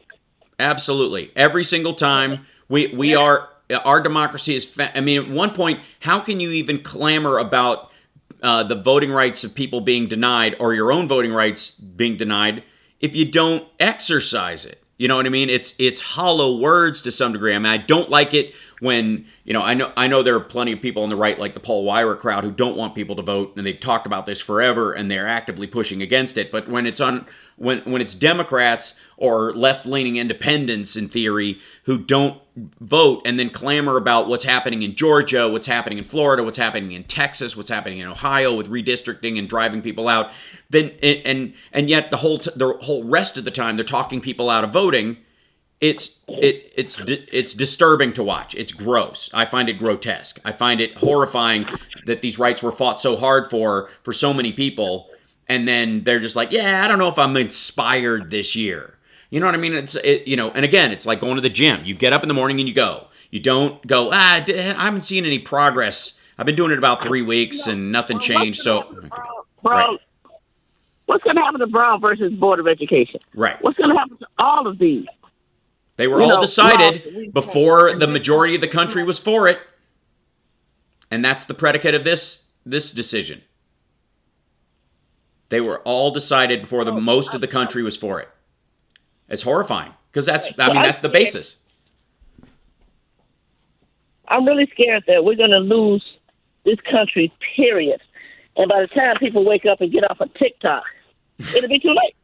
Well, I'm not on TikTok, you'll be happy to know, and I'm not going to because it's malware and it's a Chinese company, and I was over there, and it's a terrible thing. Get it off your phone. If you have it on your phone, get it off your phone. That said, I don't have it either. Yeah, we're gonna. That's my opinion. And I appreciate it, and it's a fantastic one. And ultimately, I don't know how strongly I can say this, but this falls at the feet of anyone who gave away or shrugged off their vote for the last 10 years. Because all of these people, Alito, Roberts, Gorsuch, Kavanaugh, Barrett, they were all put in largely in areas where the tipping point for voting was super narrow. Up until Biden, even Obama's win was great, but they took away the House, 2 years later, and then anybody who would have gone in after that, and of course we lost, one of the seats. But in that process, there was no point where the Democrats had a sound footing from their voting. They could count on their voters to be there, rain or shine, so that they could start stacking wins. And the Republicans have a weapon against Democrats that works every time. And that is that they know there is a portion of Democratic voters, or left-leaning independents, however they want to call themselves, who they know if the Democrats can't get everything, they don't get anything from those voters. If you can't get everything, you don't get anything. And that's not how a functioning democracy works. And if you hand over your democracy to that kind of an attitude, then you participate in the lack of any progress of merit. I think we have another caller. Is Liberal Dan up next? Did I hear that right, Lady B? Yes, Appreciate the call. Thank you. What's happening, Liberal Dan? Hey, how are you, pal? Good. Good to talk to you again. Yeah. Reading this ruling last night really hammered home the idea that Alito is Scalia without the brain. I mean, he repeats himself a lot. Oh, yeah. In this. And, there's this hypocrisy of so-called, textualists and originalists or whatever, and two of them. One of them is that he keeps repeating that abortion is not in the Constitution when the Ninth Amendment clearly states that you don't need to have something enumerated in order to be considered a right. Madison demanded it to be in there, if you want to go over the history. And then conservatives will hate legislative intent, but then cite the Federalist Papers when we're talking about the Constitution. In this ruling, he'll cite the Federalist Papers. I'm like, well, this is legislative intent. And why are you talking about what Hamilton said? That, this is not. This is. We need to talk about textualism here if you want to be a textualist. You know, well, I think I'm worried about a lot of the rights that a lot of the rulings that we talked about. Clearly, one of them are under threat because of his ruling. I think Griswold may very well be next because you have a lot of these same forced birthers who also consider birth control pills to be abortifacients. And one of the things that this ruling did was that it basically allowed beliefs to be put in as fact. This is the belief, so we're going to establish this belief as fact. And the same thing happened in Hobby Lobby, the Hobby Lobby ruling. The Hobby Lobby people say, we believe that birth control pills prevent implantation, so therefore we're against birth control pills. They weren't required to prove that, and there's no evidence showing. It used to be the belief that was the case, but there's no evidence of that. But for some reason, the court, they were allowed to state that they believe. It's like, I believe the sky is purple, so I shouldn't be able to do this. Well, it's not purple, so you should have to prove that it is in order for you to make that claim. And beyond that, Liberal Dan, I will say there is an element of this where if a company can do it, then the state can do it, and if a state can do it, a company can do it. They do these kind of things that as entities, there is no variant difference between a large corporation with multiple chains throughout the country that operates across state lines, for example, as a company, and say the state of Tennessee, which interacts with the states around it and the rest of the country. So if Hobby Lobby can have these rules and yet interact with the rest of the country, Tennessee can have these rules and interact with the rest of the country, and it's just their business. It's not a codified law that affects where you can move and live. It's not an umbrella right anymore. that now women have to pick and choose what states they live in to have certain rights. And that is one of the bigger things. And if right-wingers are cool with, let's say they're being anti-Second Amendment ones, like we can't get rid of the Second Amendment entirely, nobody wants to, but let's say California, Illinois, New York, Washington State, any of the states with a lot of money and a lot of cities in them decide, you know what, we believe in the well-regulated militia part. That we're absolutists about a well-regulated militia. So you can live in our state, but you have to register every gun, every bullet. You got to let me know where you store them in case your house gets flooded and you die and somebody needs to fight the Chinese because they parachute in like, let's go Wolverines. And we need to know where your guns are all the time, every time. And we're going to, by the way, Illinois, California, Washington State, because we believe so much in the well-regulated militia, we want to chip all your guns.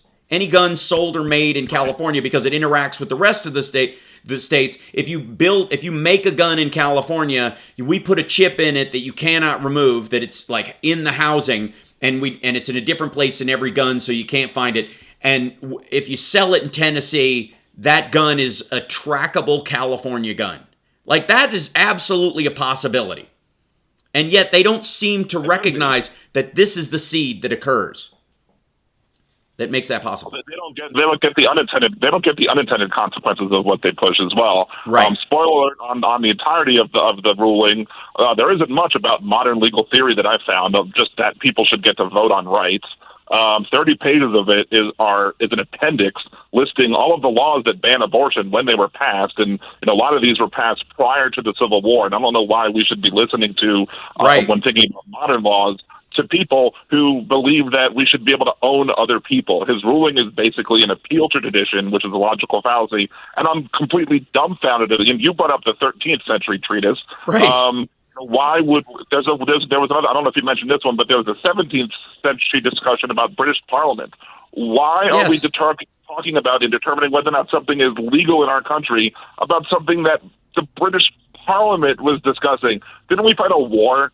Yes, so we didn't have to follow their laws. Exactly. We spilled blood so that they could not dictate legally what our rule of law was. And even, I will say, and this is the crazy part, the crafting of our laws.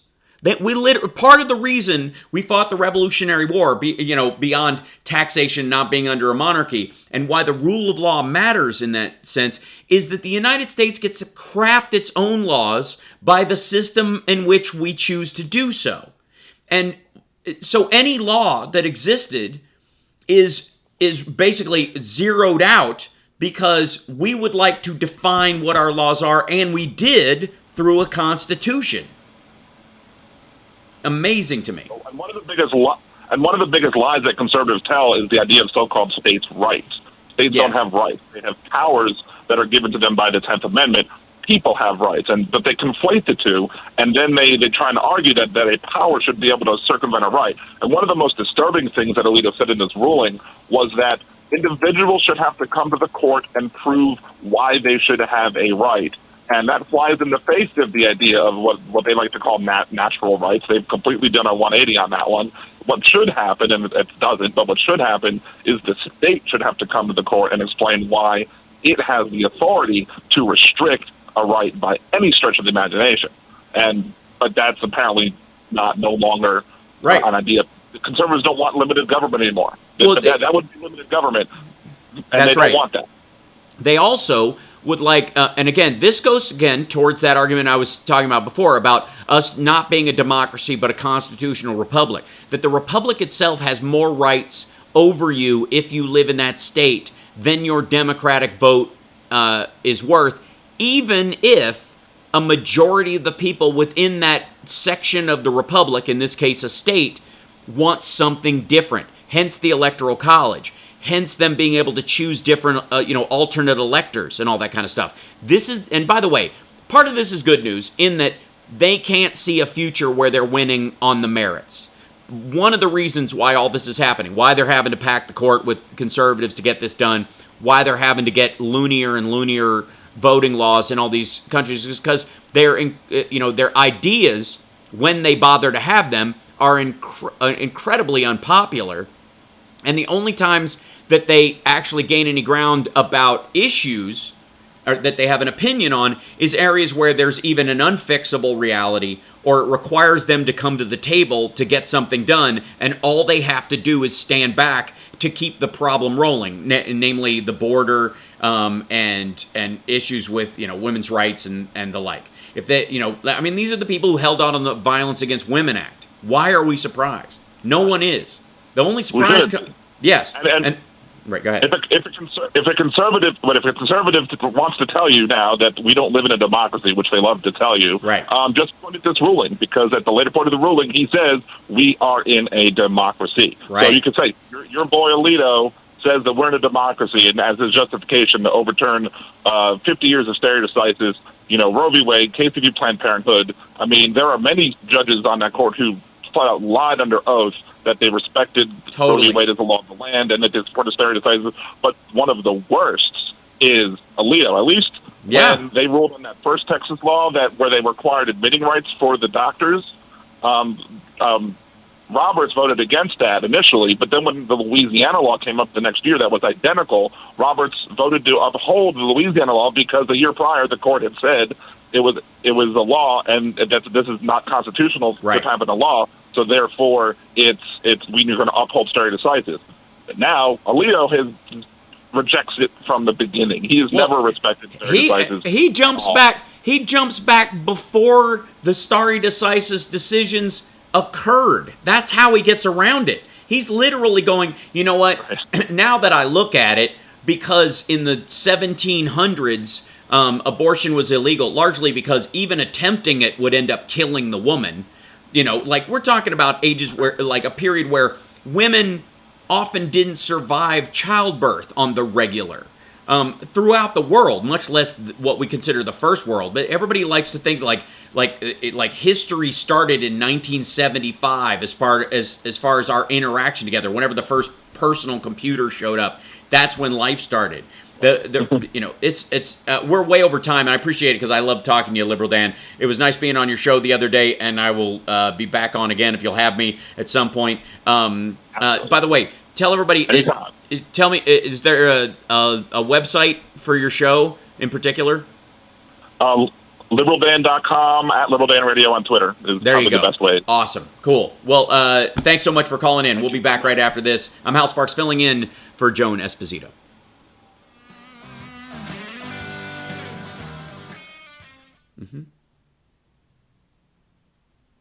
Yes, Fairy Wings is saying, what's to preserve gay marriage, mixed race marriage, forced sterilization on prisoners and mentally ill? Exactly. Because up until the point they were decided, the vast majority of states allowed these things, or disallowed them in the case of gay marriage and mixed race marriage. She's sitting in her chair at home drinking tea. Well, good. That's fine. That's okay. She's allowed. Roderick. Thanks, Human F Being. I'm trying. Like a couple of days ago, the night of the Trump rally that we did, I ate something that did not agree with me or something, and literally after I was done with that, I think I told some of the folks yesterday, I went and laid down and I slept for like 10 hours and sweated something out. It was bad. And so I'm still kind of working my way back from that. I had achy skin yesterday, and now I'm better. Went to the gym today, which is good. Oh, thanks, Casey. I appreciate that. 15 seconds. Thank you. Rose, the TYT beef, I will talk about that in a minute. It largely has to do with the fact that they were, anti-Hillary until the absolute last minute. And effectively a big portion of their audience didn't vote. Welcome back to the show. I'm Hal Sparks filling in for Joan Esposito this afternoon on WCPT. WCPT 820 is the Twitter handle if you want to sign up and follow and get all these updates when people fill in or move around or guests that are going to be on, or even the ideas and thoughts and feelings of the whoever gets a hold of the CPT Twitter feed at any given time. It's a good time. And then, of course, WCPT820.com. And on your radio, it's right there. It's 8:20 a.m. Just program it right into you're in your car right now. You're listening. Just there's a button right there. It happens one of two ways. You either push the button and hold it, and then it loads it, or you hit set and then you push it. That's it.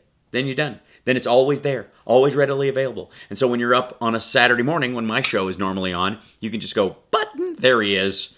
As I'm driving around on a Saturday doing my shopping, and I pull over while I'm listening to HAL Sparks, and I stay in my car wasting gas, listening to him talk before I go in because the segment was so good. That's my story, and I'm sticking to it. By the way, we have other callers on the line. I've only got about 5 minutes left in this hour, so I want to get at least one of them in. Who do we have, Lady B? I have Dave from Hoffman Estate. Great. Hey, Dave, welcome. Hey, Al. I just reading the story I was telling Lady B about where the parents of Austin Tice, he's also been a Marine veteran. He was a captain. He was abducted. He was a reporter in it, and he was abducted in Syria nearly 10 years ago. And the president met with the parents the other day, and he reiterated his commitment to continue the work, through all available avenues and that.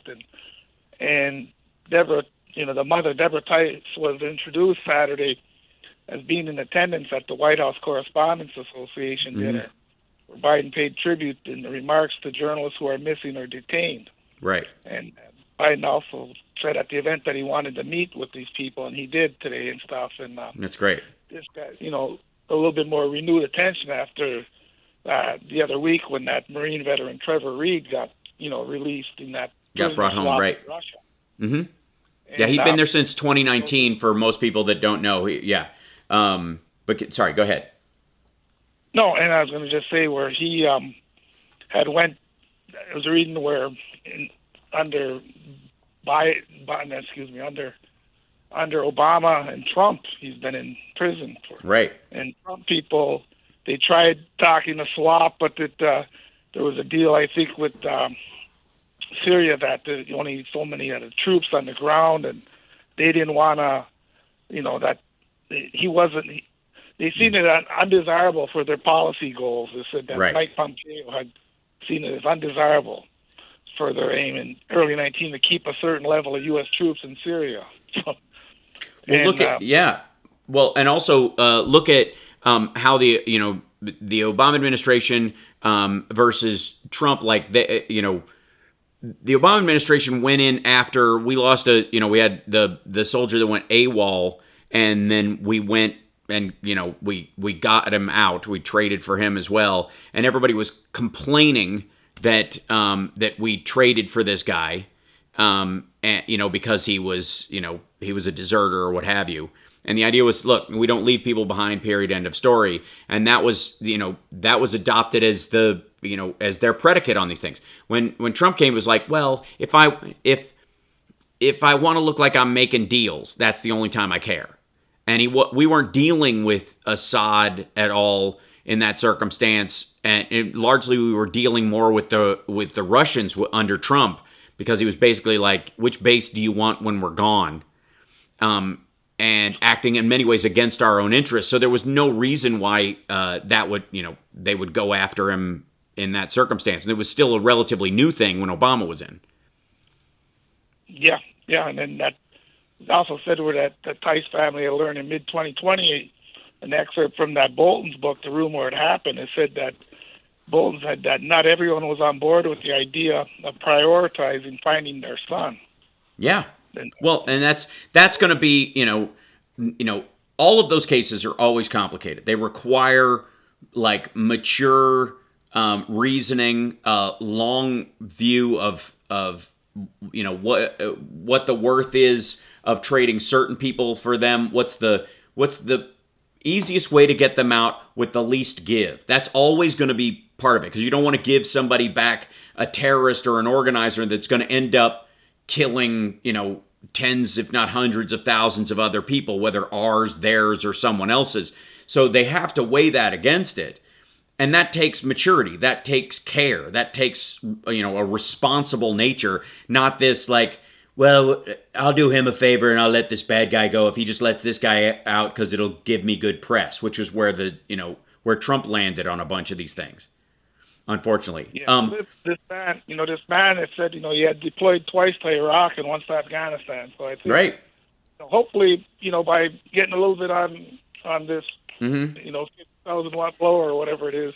I will say that we will probably see more movement on this after May 9th, because I think a lot of Russia's allies, namely Syria and to some degree China, are sort of watching with bated breath to see whether or not Putin decides to pull the trigger on some larger awful, and whether that fails or is successful, or how the rest of the world reacts. They're already stepping back. China has already. They're in big trouble on their own.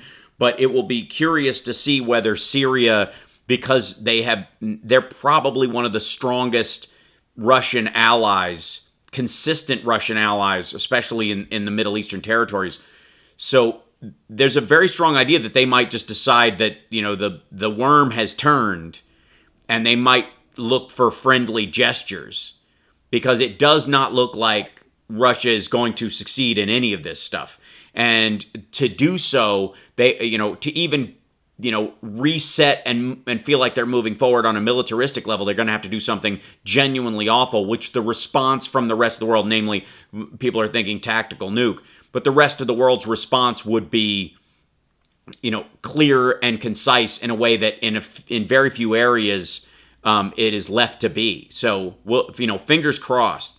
That's And by the way, I'm going to see if I appreciate the call. I'm at the end of the hour. All right, well, Hal. Yeah, thank you so much for the call. I appreciate it. We'll be back right after this. I'm Hal Sparks, filling in on for Joan Esposito. We'll be back after this.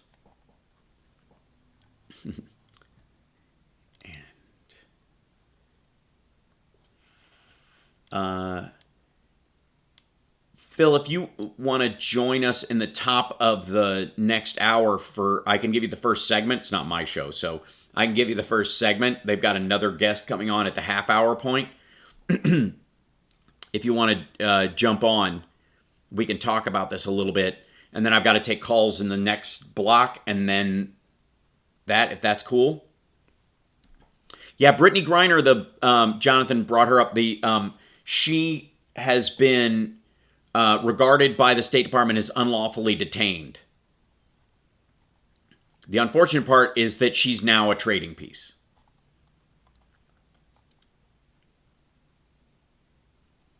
Russia can't threaten millions of people with Armageddon like that. It's insane. I agree it's insane, but they absolutely can.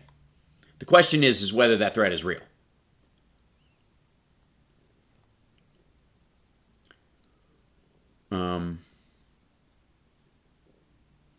A friend of mine did a project with a journalist who was maimed and nearly killed in Syria by Assad. He's scummy. Assad? I assume you mean, not that your friend Connie.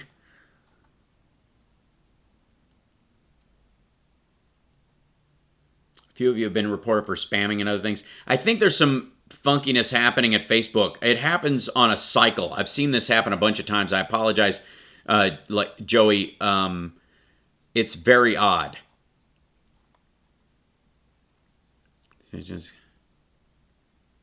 Quit it. Now I gotta open up the thing. Any Facebook mods want to handle that while I open up the entire? Oops, hold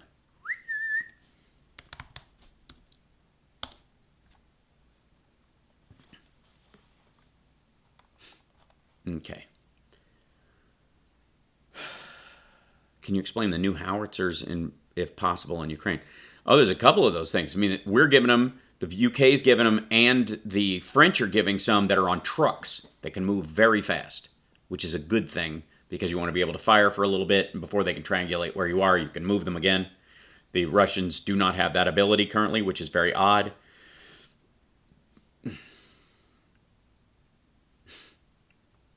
Casey, how do you think I'm nice? I have no idea, Casey. I assume everyone is nice until I see otherwise. Facebook just keeps slapping you with violations.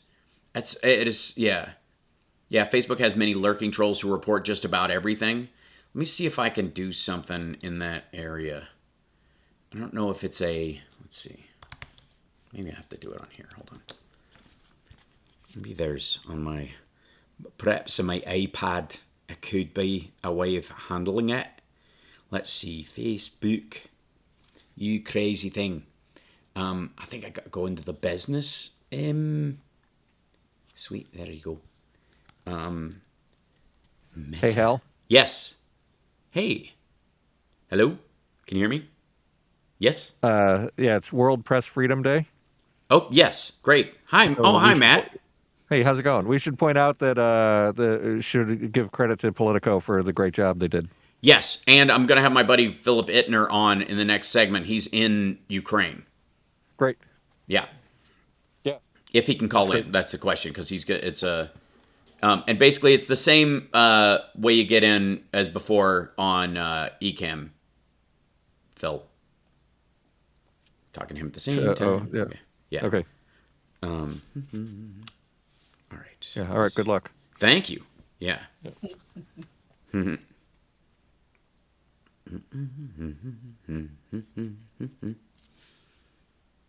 What is that? It's 3 to do that, man. Why you bastard.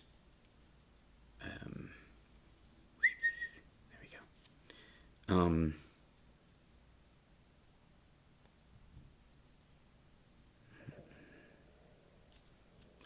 I guess maybe I have to do it on regular Facebook on it. Maybe I can't. Oh, so aggravating. Crazy pants. I have Phil. He's calling in on there? Yes. Okay, great. Okay. He can, okay, cool. I thought he was going to, Phil, I thought you were going to, you could call in, but you could actually come in with Ecamm. It depends on where you are. So that's totally cool, whatever works. Great.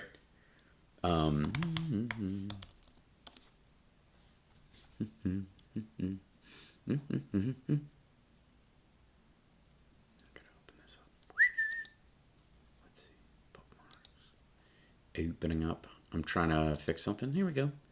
And I think, let's see. All right, live dashboard.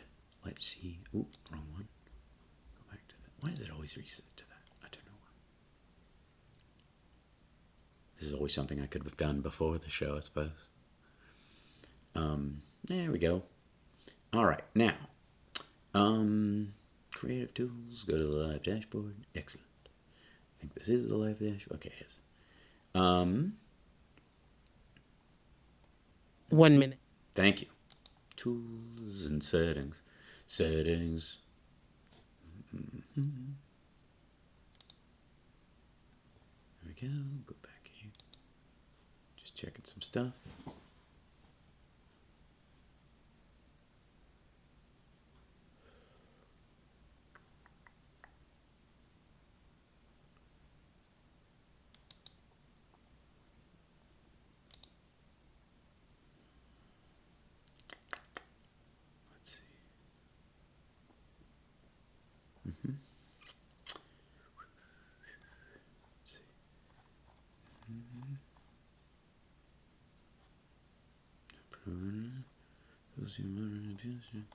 That's not what I need.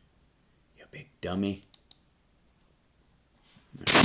Joan Esposito, live, local, and progressive. Filling in today for Joan, live from Chicago. Actor, comedian, and multimedia personality, HAL Sparks.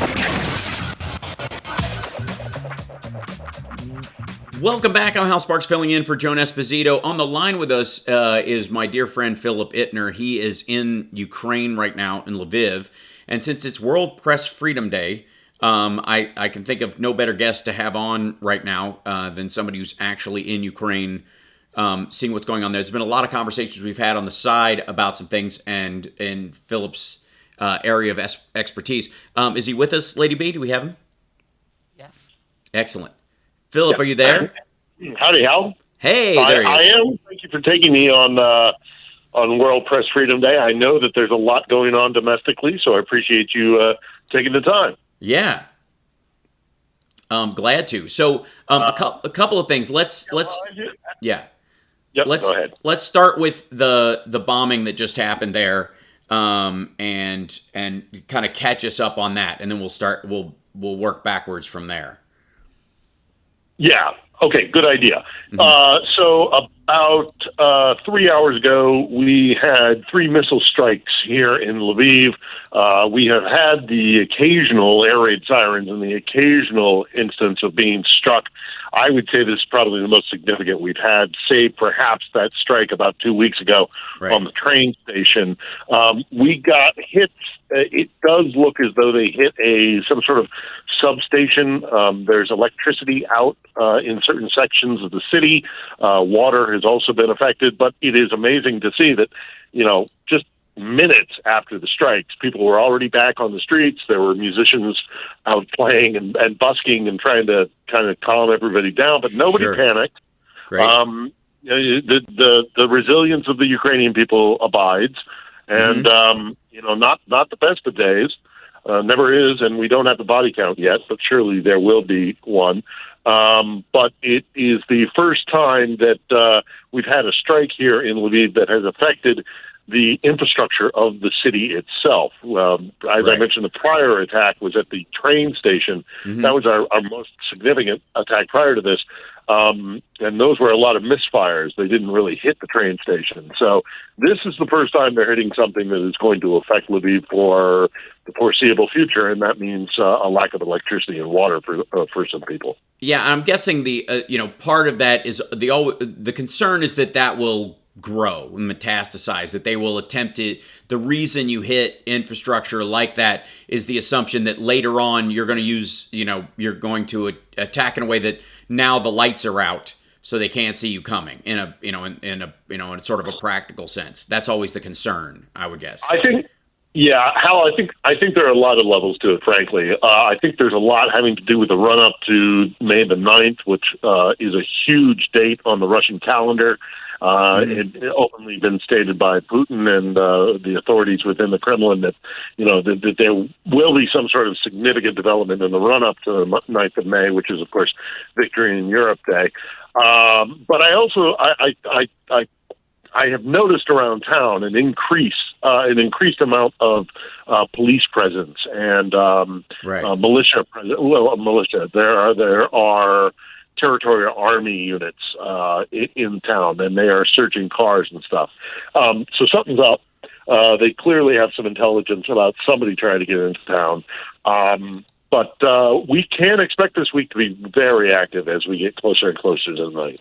Right. So explain to folks what the May 9th date is, too. It's a historical thing for Russia, but it's also they're trying to link it to this. Right. Yeah, just a little background on myself.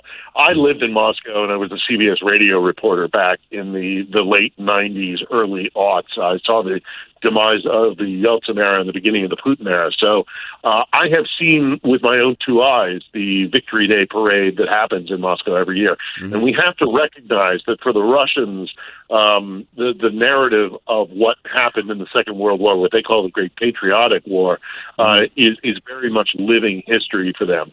They like to take on that mantle themselves, although, of course, it was the USSR at that time, and many of the casualties were actually Ukrainians because the Ukrainian Socialist Republic was part of the Soviet Union, a large part of it. So the great brunt of the fighting actually happened on this territory. Only ironically enough, actually happened on Russia. Right, exactly. But for them, this is a huge narrative. For the Russian state, it is an enormous moment in time.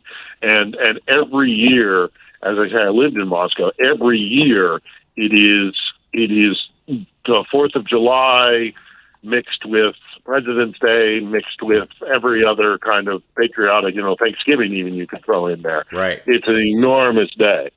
And so with the country openly now at war, I think we've kind of, even though they haven't officially announced it out of the Kremlin, generally the Russian public, if you watch Russian media, is acknowledging that they're at war with Ukraine. And as it has not been officially designated. There's a lot of anticipation that that's one of the things that might happen on the 9th, but certainly a lot of talk about what Putin might pull out of his pull the rabbit out of his hat as to what he's going to announce for the next stage of this war. Right, or his temporary leader, depending on how his surgery goes and the recovery for this. The assumption is, I'd always assumed, even with this news, that for those people that don't know, Putin is allegedly having abdominal surgery for cancer, and he's handing over control of the country to one of the other leaders, his national security advisor, who's kind of like a John Bolton meets a rabid honey badger. And this guy is like, we need to win this as a war of attrition. This needs to be, they need to be wiped out. He's on board with the whole Ukraine shouldn't exist as an identity business. He's one of the big hardliners in this. And that guy is going to be running things while Putin is under. Now, I didn't really hear any direct timing in any of the reporting about when this is going to happen. Is it, he's just going to, shag it out till May 9th? And then day after, he's going to okay, we're at war, put me under the knife. And then what? And then he never comes back? Part of the problem. Here's part of the problem. Right. Here's part of the problem when it comes to Russia. And I want to touch on two quick things here, Hal, and I appreciate you taking the time to let me on the air here. I'll take two quick points, and then we'll continue with our conversation if you wish. But as far as his operation is concerned, part of the legacy of the Soviet Union and having a controlled media such as exists under Putin's control is that there's a lot of conspiracy theory going on within Russia right now. So can't imagine why right now. Right. Yeah, really.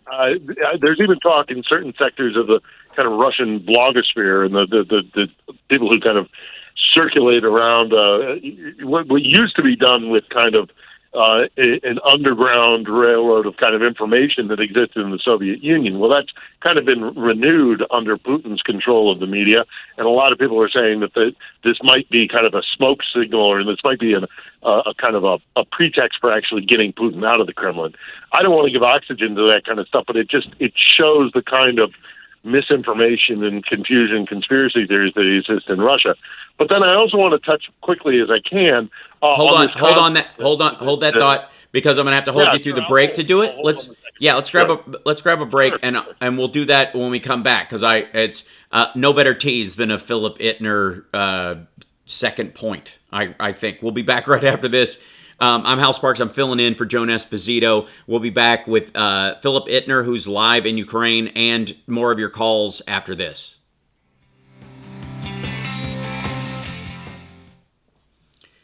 Let Philip know. We'll just pick him up as soon as we get back. Yeah. Okay.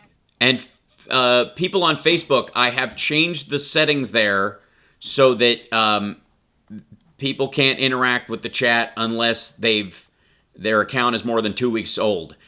Is everybody watching the show a follower? Because I can put it on following, and that'll broom people out. There's some subscribers in there too. Obviously, you guys will be in there.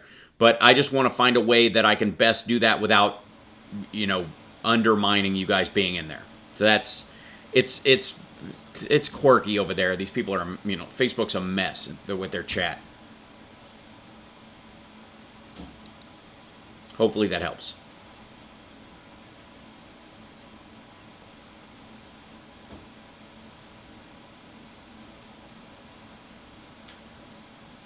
I was next on the watch list. My comments are blocked too. I see your comments though, pizza sky. Oh, thank you. Love. I'm going to have to pee after this show, clearly. No human bladder. No human being can hold this much. Oh yeah, I was talking to Philip, and she walks over, she's like, ow, ow. And I was like, ow, ow. Where is she? Yeah, I have to watch where I roll, because, so I'm like frozen because I couldn't even look down to where she is. So if you feel like picking her up and taking her upstairs, I think it's not a bad thing. Would you like to go upstairs? Yeah. She just wants to be near you. I know she does, but she can't get up in the chair without my help, because she's a big old girl. Sorry, Juju, Julia. I apologize if my interrupting them cuts them off, but there is a delay, so neither of us knows. That's why it's better when Philip is on digitally with me, with him. Yeah. Pardon? We're coming back?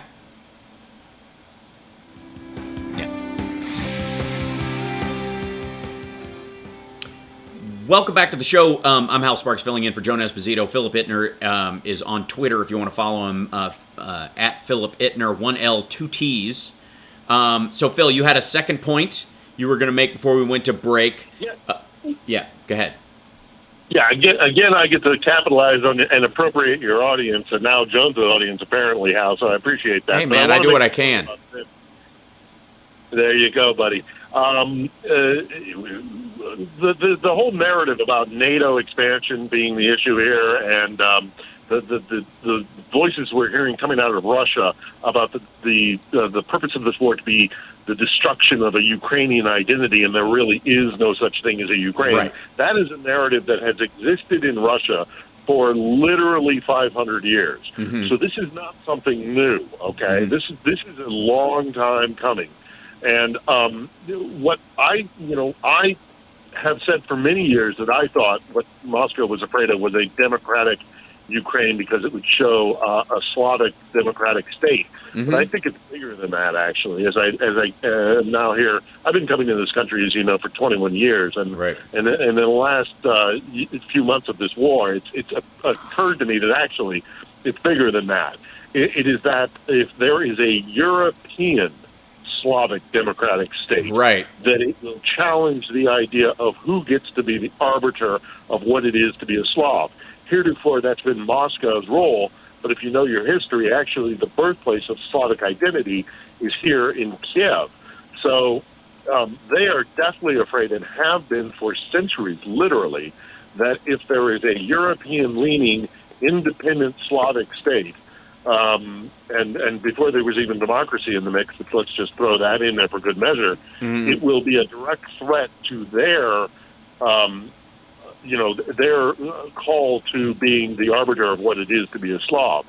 And so they are literally saying in certain sectors of Russia right now that not only do they want to take certain territory, and maybe if we have time we can talk about the tactical and the strategic interest that Russia has here, but culturally and as an identity, they are openly saying that Ukraine must be dissuaded from the concept that they are anything other than subject Slavs. That they are they're the ones that are the submissive, the lesser Slav, and then Moscow is the one who gets to decide what that identity is. Right. And so that makes it central fight.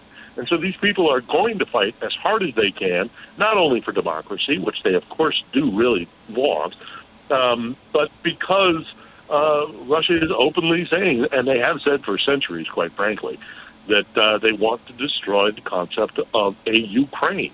And when your choice is either you get destroyed and put under the thumb of a more powerful neighboring power, or you fight to the very last man or woman. Right now, the Ukrainians are of the mind that we're going to fight to the last. So that's why you see such a vicious fight happening here. Right. And I will say, and we've only got a few minutes left with you because in the next half hour there's it's a sponsored segment. Dr. Lawrence Robin, who's a neurologist who sponsors that segment of Joan's show, is going to be on with us answering questions. And I have some health questions about Vladimir Putin. And even, I don't know if you caught any of Trump's recent rally where he seemed medicated beyond the norm.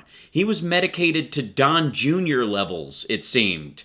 He was feeling... Well, I'll be watching now. He was feeling good, which was hilarious. But I want to get to this. If you're doing this again tomorrow, I'll call back in.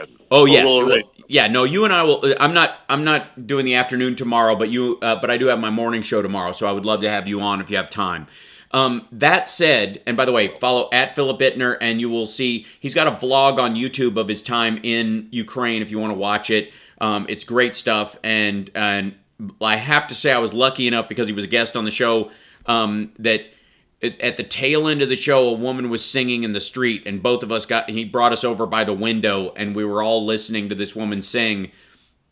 And it's one of those moments where life survives the awful around it that was very touching and beautiful. And it's one of the great things. And it's why these people are fighting. This is the reasoning. This is the life you don't give up, because that's what's asked. This is, we have so much talk about whether or not, our government lives up to its promise.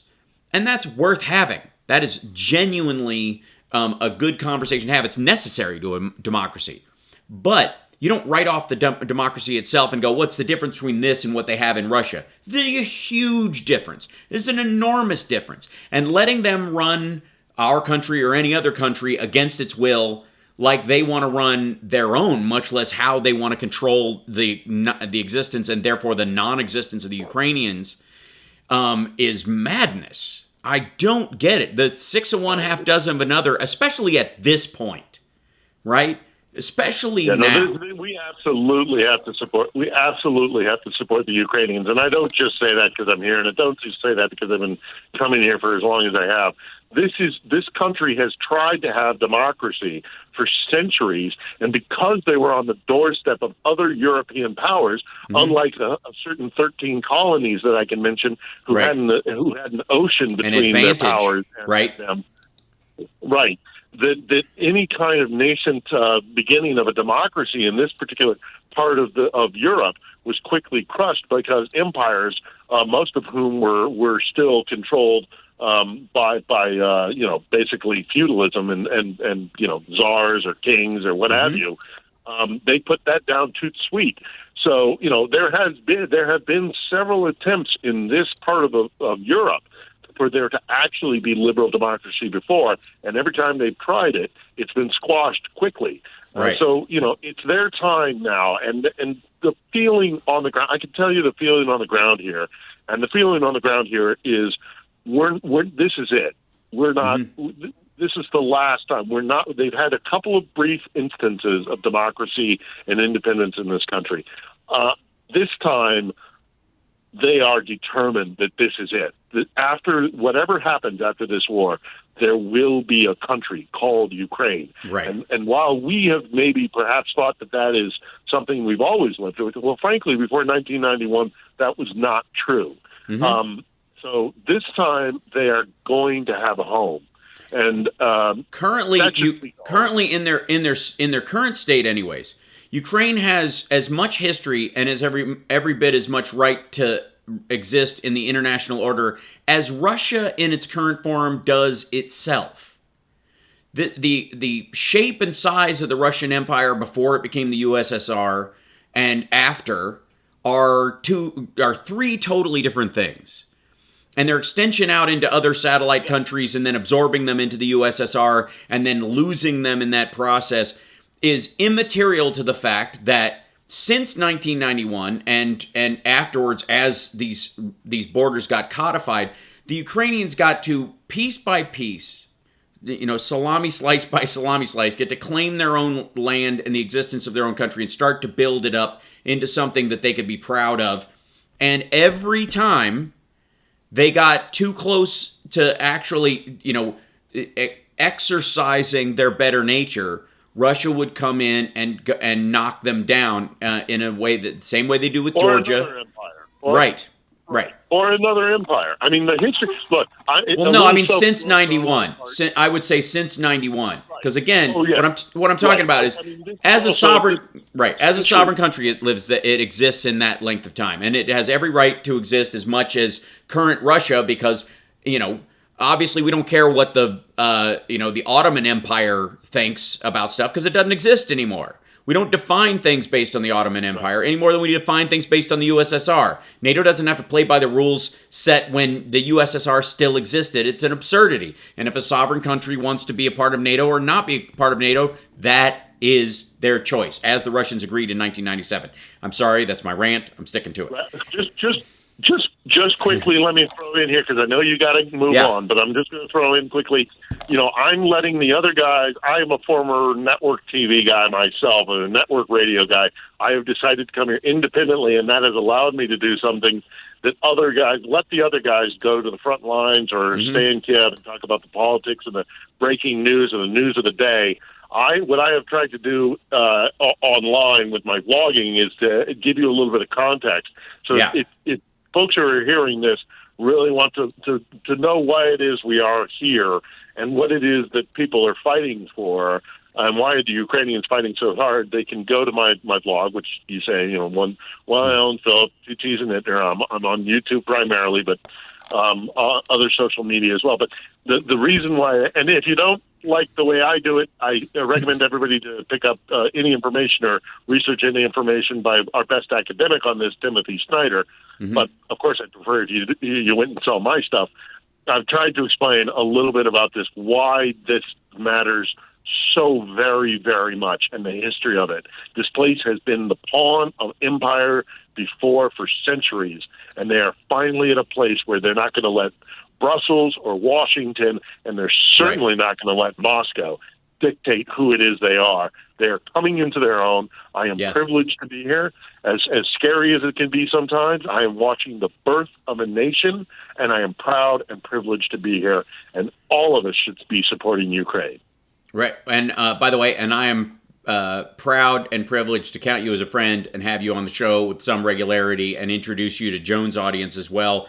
Please, folks, before we go to break right now, follow Philip at Philip Ittner on Twitter, 1L, 2 T's, ITTNER. And, of course, you will see links to his semi-daily vlog. I think it's every 3 days or so at this current, I don't know if you have a schedule yet, but that's it will fill in some gaps in your knowledge about the area and just the humanity that surrounds him. Thanks so much, Philip. Appreciate it, brother. I'm glad you could come on today. Thanks, Al. Yeah, thanks for being here. We'll be back right after this. Thank you. Yeah, I'm Hal Sparks, and I'm filling in for Joan Esposito. Coming up after the break, Dr. Lawrence Robin is going to be with us, neurologist and a local progressive. He's going to talk to you about, a lot of different issues. We'll talk to him about everything that's in the news, including the SCOTUS, Putin's health, my questions about what it takes to be a crazy person and still function in society. It's a personal thing. We'll be back.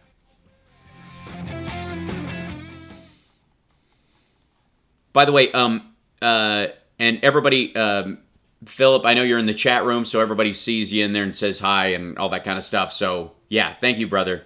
And I hope you see everybody telling you to stay safe and say thanks and stuff. It brings a tear to my eye, and genuinely, you're fantastic.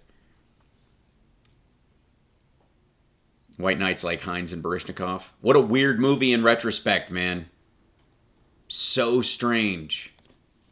I mean, it's like it was done now. And yet, without the one selling point of communism, I think that was what brought Gregory Hines' character to it,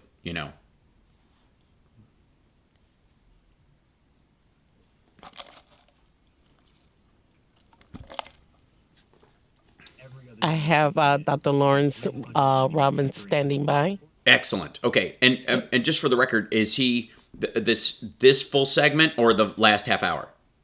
I think it's this full half hour. The rest half of the hour. Great. Okay. Yep. I thought so, but I was just checking. I didn't know if you had to bail out at the break or anything like that, and I got to tee that up. So, okay. And also, is there a website or something that I need to mention? Hold on. Okay. If there is, it's cool. If not, I can always ask him because I can be ignorant because I'm just filling in. It's lovely that way.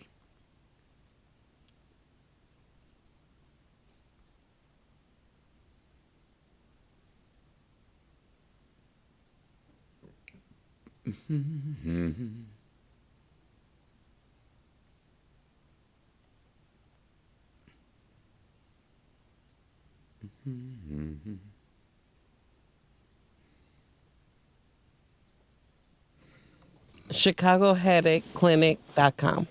Sorry, say that. ChicagoHeadacheClinic.com? Yes. Okay, great.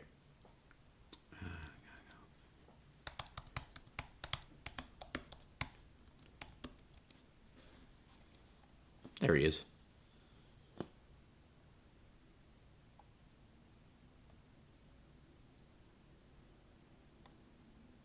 This is my first time doing a sponsored segment on somebody else's show, guys. So, wish me luck.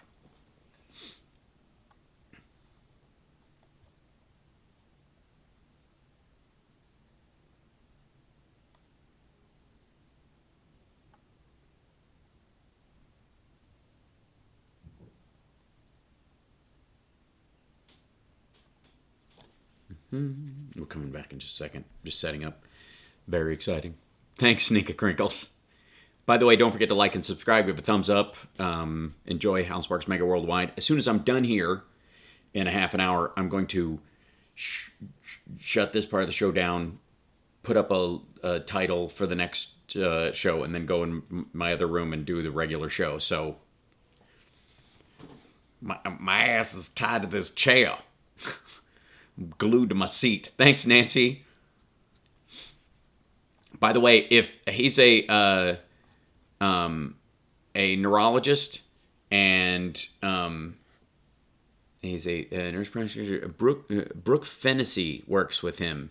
We're coming back. Okay, cool.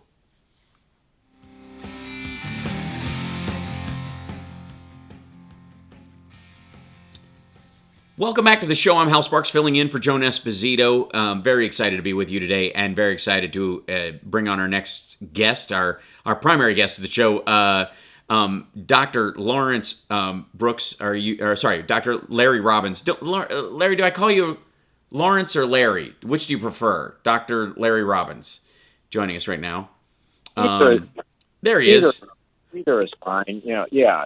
Either is fine. That's fine. Excellent. And I have to say, I've listened to you for a long time, and simply, I'd say that you are the best. It's such an honor to be on with you. Oh, thanks. I appreciate that, Dr. Robbins, and I almost wish I had a headache so that I could ask you what to do about it. You see, you'd be the perfect solution. Yeah.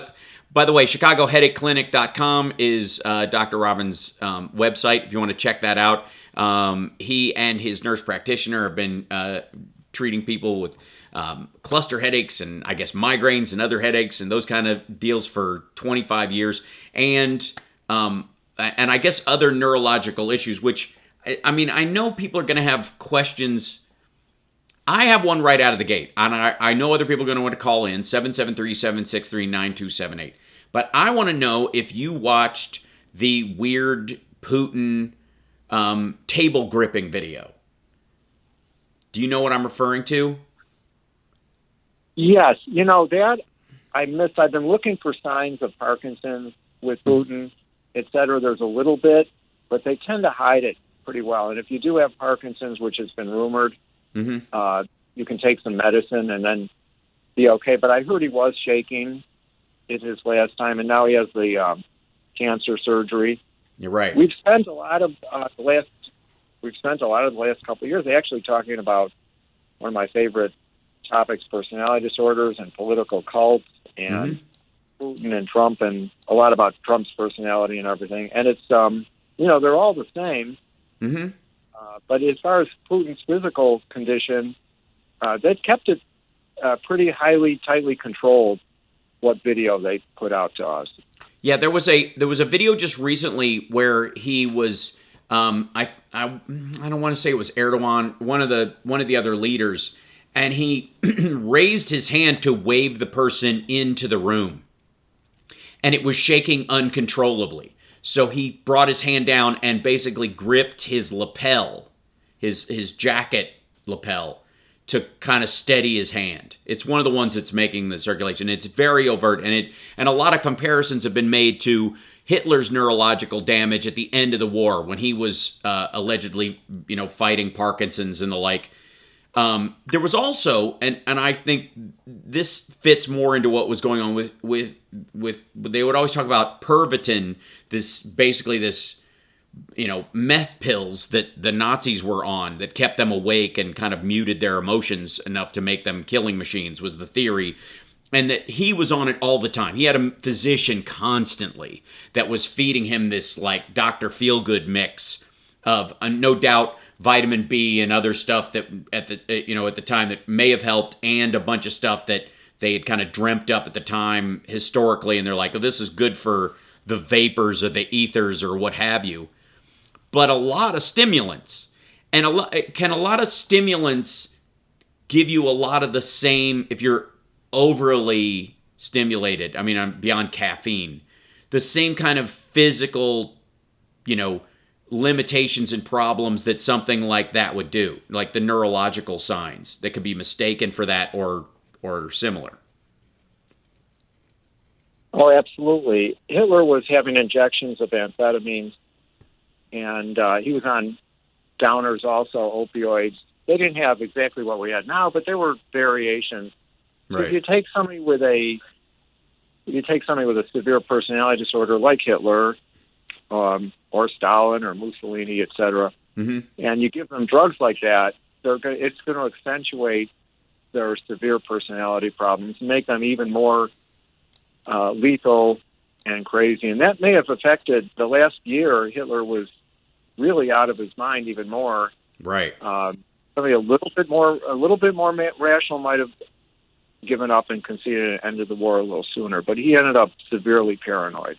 Right. Well, that's a great point, because the paranoia aspect is often talked about, and it's warranted in some degrees, because in Russian circles there's always somebody in the Pez dispenser right behind you waiting to take over, and he's known this for a long time and has been very paranoid about it on a legit level, because he knows that he's not trustworthy, so why would anybody else be trustworthy? But can that be made worse? Can paranoia, are there elements of like Parkinson's or those kind of things that can affect your, that push you in one direction or another psychologically, if you're predisposed to that? Yes. With Parkinson's, you end up with hallucinations. You end up with a dementia where you're not really thinking very well, but it takes 5-6 years to get into that. If it starts early, the dementia in the first year, we call it Lewy body dementia, like Robin Williams had that. Right. And then the medicines with Parkinson's can give you a lot of side effects and paranoia also. But underlying Putin is also that moderate or severe personality disorder. So you add in some drugs or Parkinson's, and or it both. Is a scary thing because he's sitting on top of a lot of nuclear weapons, so it is scary.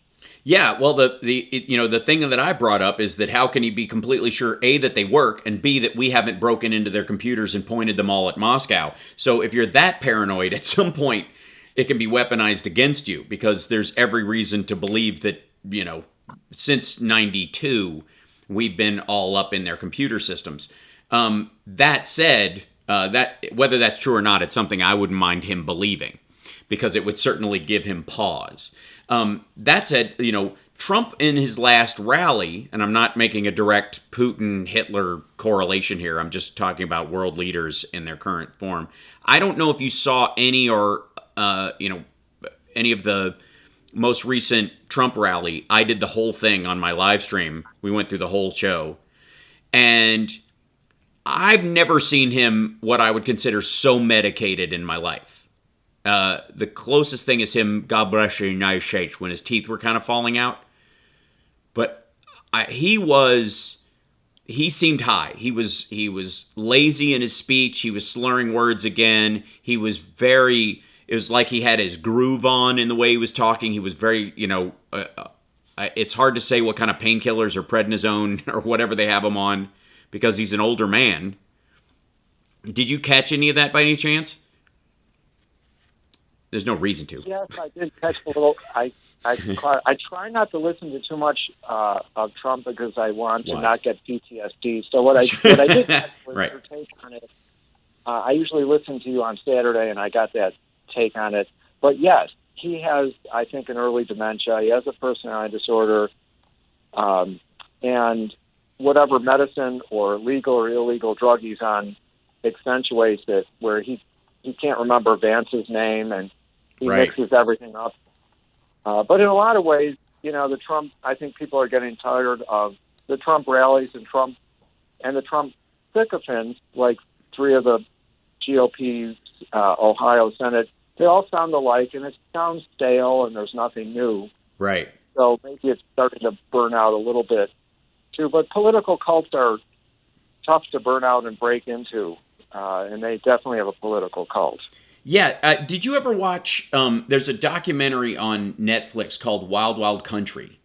It's about a cult in, I believe it was outside of Portland, that said it was like a Maharishi Yogananda kind of a cult that eventually, it started out as kind of this loosey-goosey sex cult, and that came to town, all of them wearing robes, and then before you knew it, they had a landing strip. They'd taken over this old camp. They were flying in weapons. They poisoned people at the, you know what I'm talking about? That particular cult?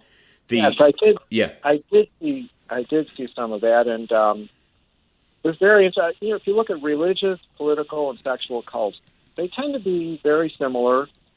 And we're seeing a political cult play out with the GOP, but and it's changed a little bit. They used to be a little more religious, now a little bit more secular, and they just promote whatever guy, almost always a bad personality disorder, sociopath at the top. Mm-hmm. To the top is now their secular god, we call it, and they've all done that. It's usually a sociopathic leader, and there's always sexual perversion in there, and it's it's interesting when we talk about Mussolini and Hitler, and Ruth Ben-Ghiat is sort of a heroine of mine. She's a latter-day Hannah Arendt, and she has this nice book out, Strong Men, about all these guys. Right. And she's documented our descent into authoritarianism incredibly well. It's an interesting read.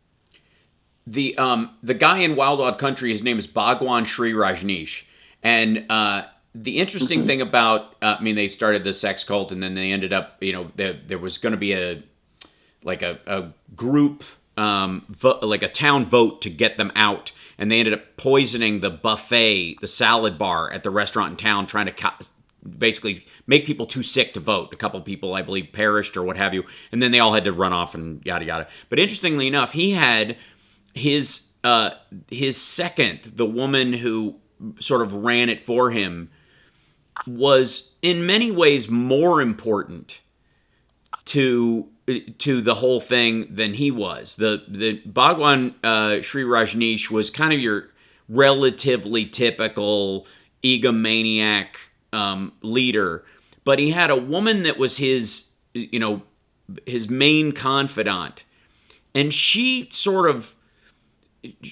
kind of ran the thing like Scientology. Is there always it would seem like there always has to be a supporter or a someone to carry out the greater plans, even beyond that, the primary one. And I have a question, we have to take a break, but I have a question about those people and their honesty, their legitimacy, their true believer status when we come back, if that's okay with you, because I'm fascinated by it.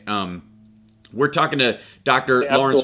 Yeah. We're talking to Dr. Lawrence Robbins, ChicagoHeadacheClinic.com. I'm Hal Sparks filling in for Joan Esposito. We'll be back right after this. I'm very curious.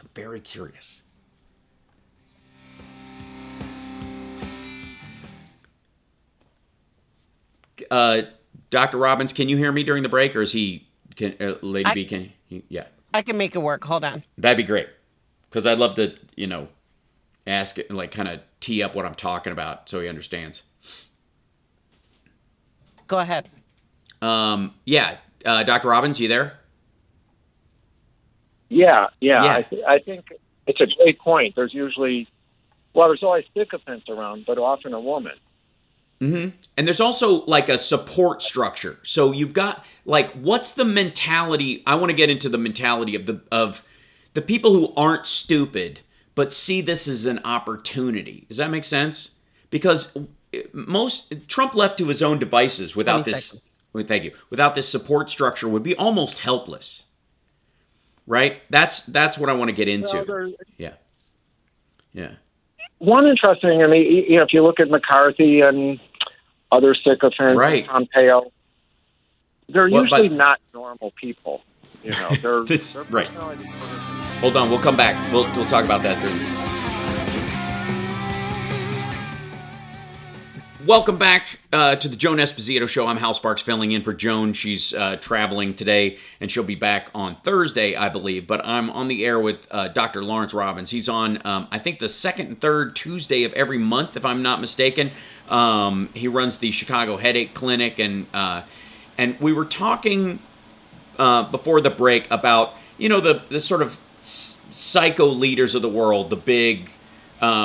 big personalities that can lead these kind of personality cults. But my question has always been about the people who are utilitarian in their following of people like this, Dr. Robbins. And I can't tell I'm sure there's a mix of the group, but some of them seem to know better. The rest of their lives, they seem to know better, that they know that this person that they're following is a lunatic, but they are either using them for their own ends, and I'm curious how much control they think they have over this person, and whether or not they're always there. There's always going to be this substructure of people who are there, that second layer.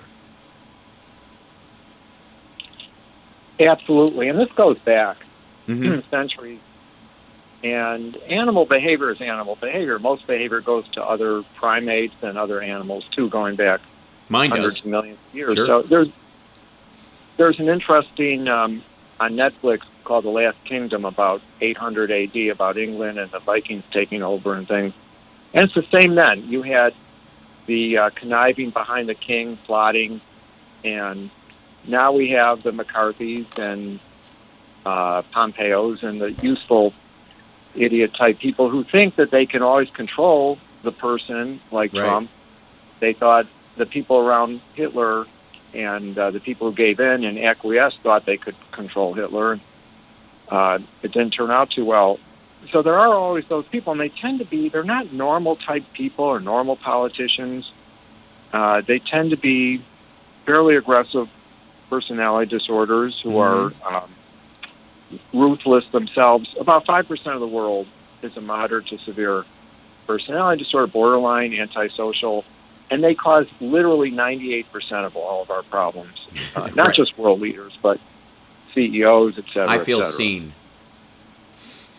And somebody brought up in the chat room Refuting, which I think is one of these people. The argument is that you've got somebody who's got a personality disorder who's running things, the czar. And then you've got a guy running him who's got a personality disorder. It's like this, it's Rubik's Cube of madness and control, right?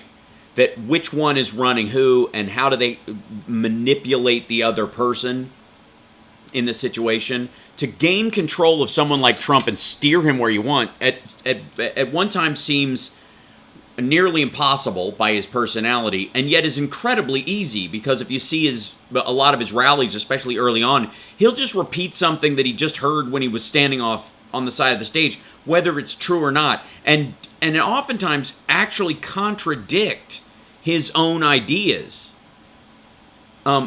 Where's the cognitive dissonance switch in a person like that with that big an ego? Can they flip-flop without ever thinking about it? Well, I think so. People like Trump are chronic liars. They don't know when they're lying. They almost can't separate reality. And I don't think there is a cognitive dissonance with Trump. He just randomly, whatever's at the top of his head, in a way, he's brilliant. I think he hasn't sat down and written a manifesto. Now, this is the way to control my cult, and I'm going to repeat lies, and I'm going to demonize. He just does it. It sort of comes naturally to him. It just happens to fit in. It's been an incredibly lucky run for him, obviously.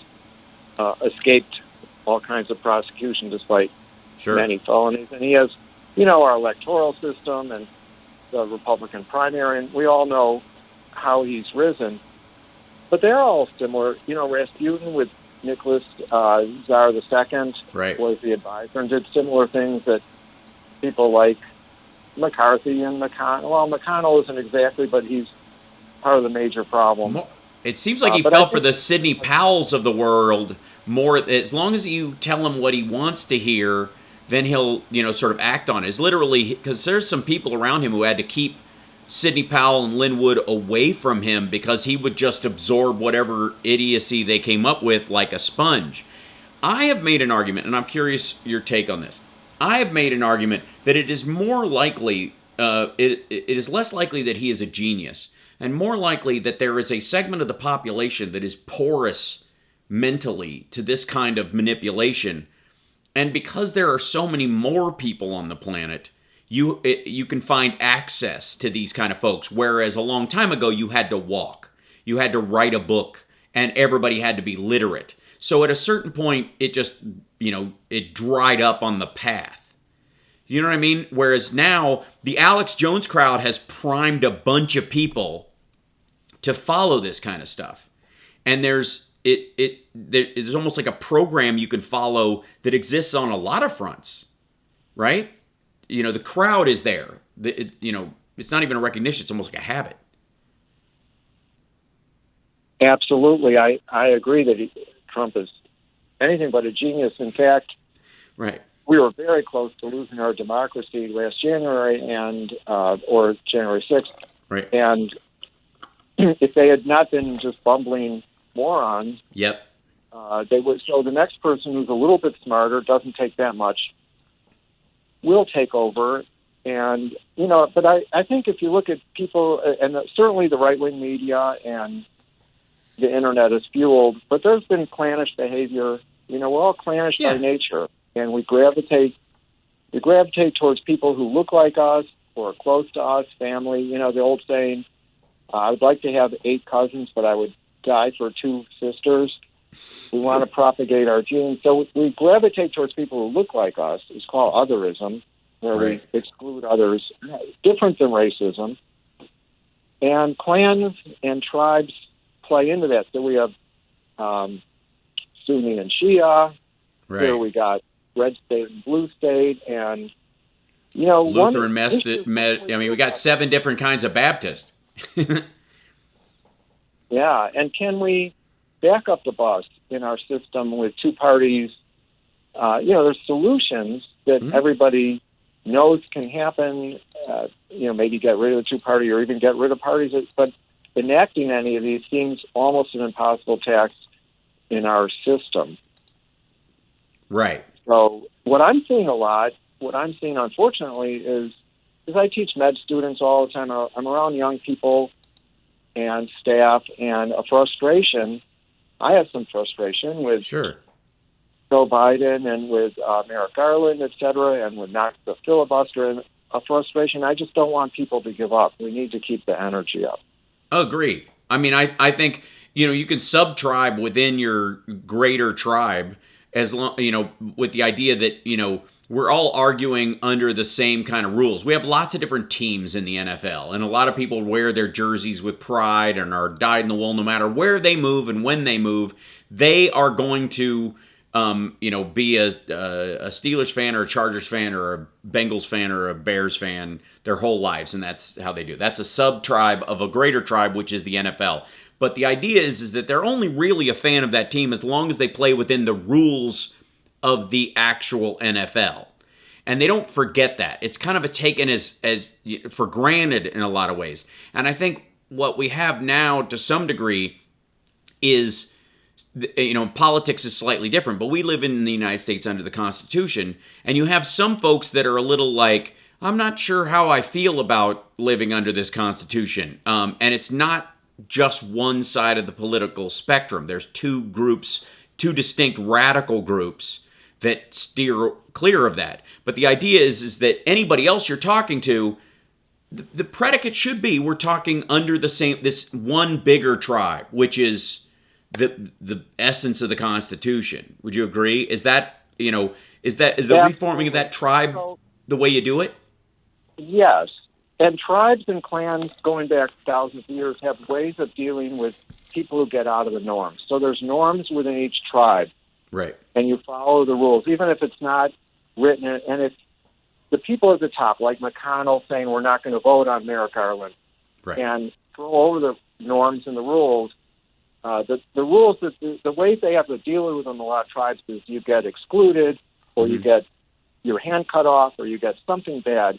If nothing bad happens, then we can just throw it out, because you can't put everything in law and they seem to ignore our laws anyways. So I think none of this is new, but we haven't seemed to be able to enforce these norms, and now it's just a free-for-all, what power you can grab.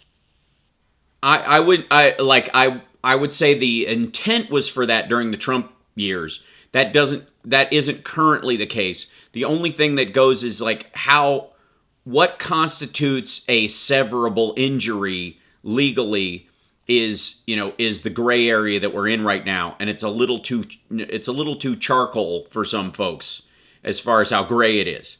And so and you don't lurch it because you can see that our population, part of the shake that's been going on in the recovery from COVID is that we felt like we were lurched, like the country was driving down the road perhaps too fast at times, but then COVID just kind of pulled on the parking brake and shoved it in reverse on the freeway, and everybody kind of had an emotional reaction to that. And now we're kind of, how do we get back to moving forward in a safe and healthy way? We're at the end of the show, and I could talk to you for hours, Dr. Robbins. This is Dr. Lawrence Robbins at the Chicago Headache Clinic. That's chicagoheadacheclinic.com, who's on Joan's show twice a month, and I was lucky enough to fill in for her on this day.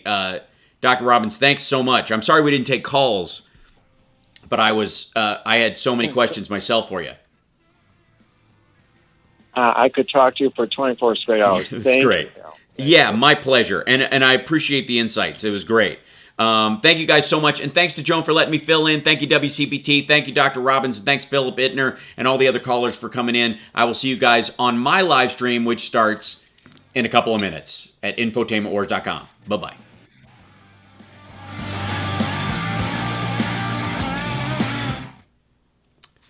Thank you, Lady B.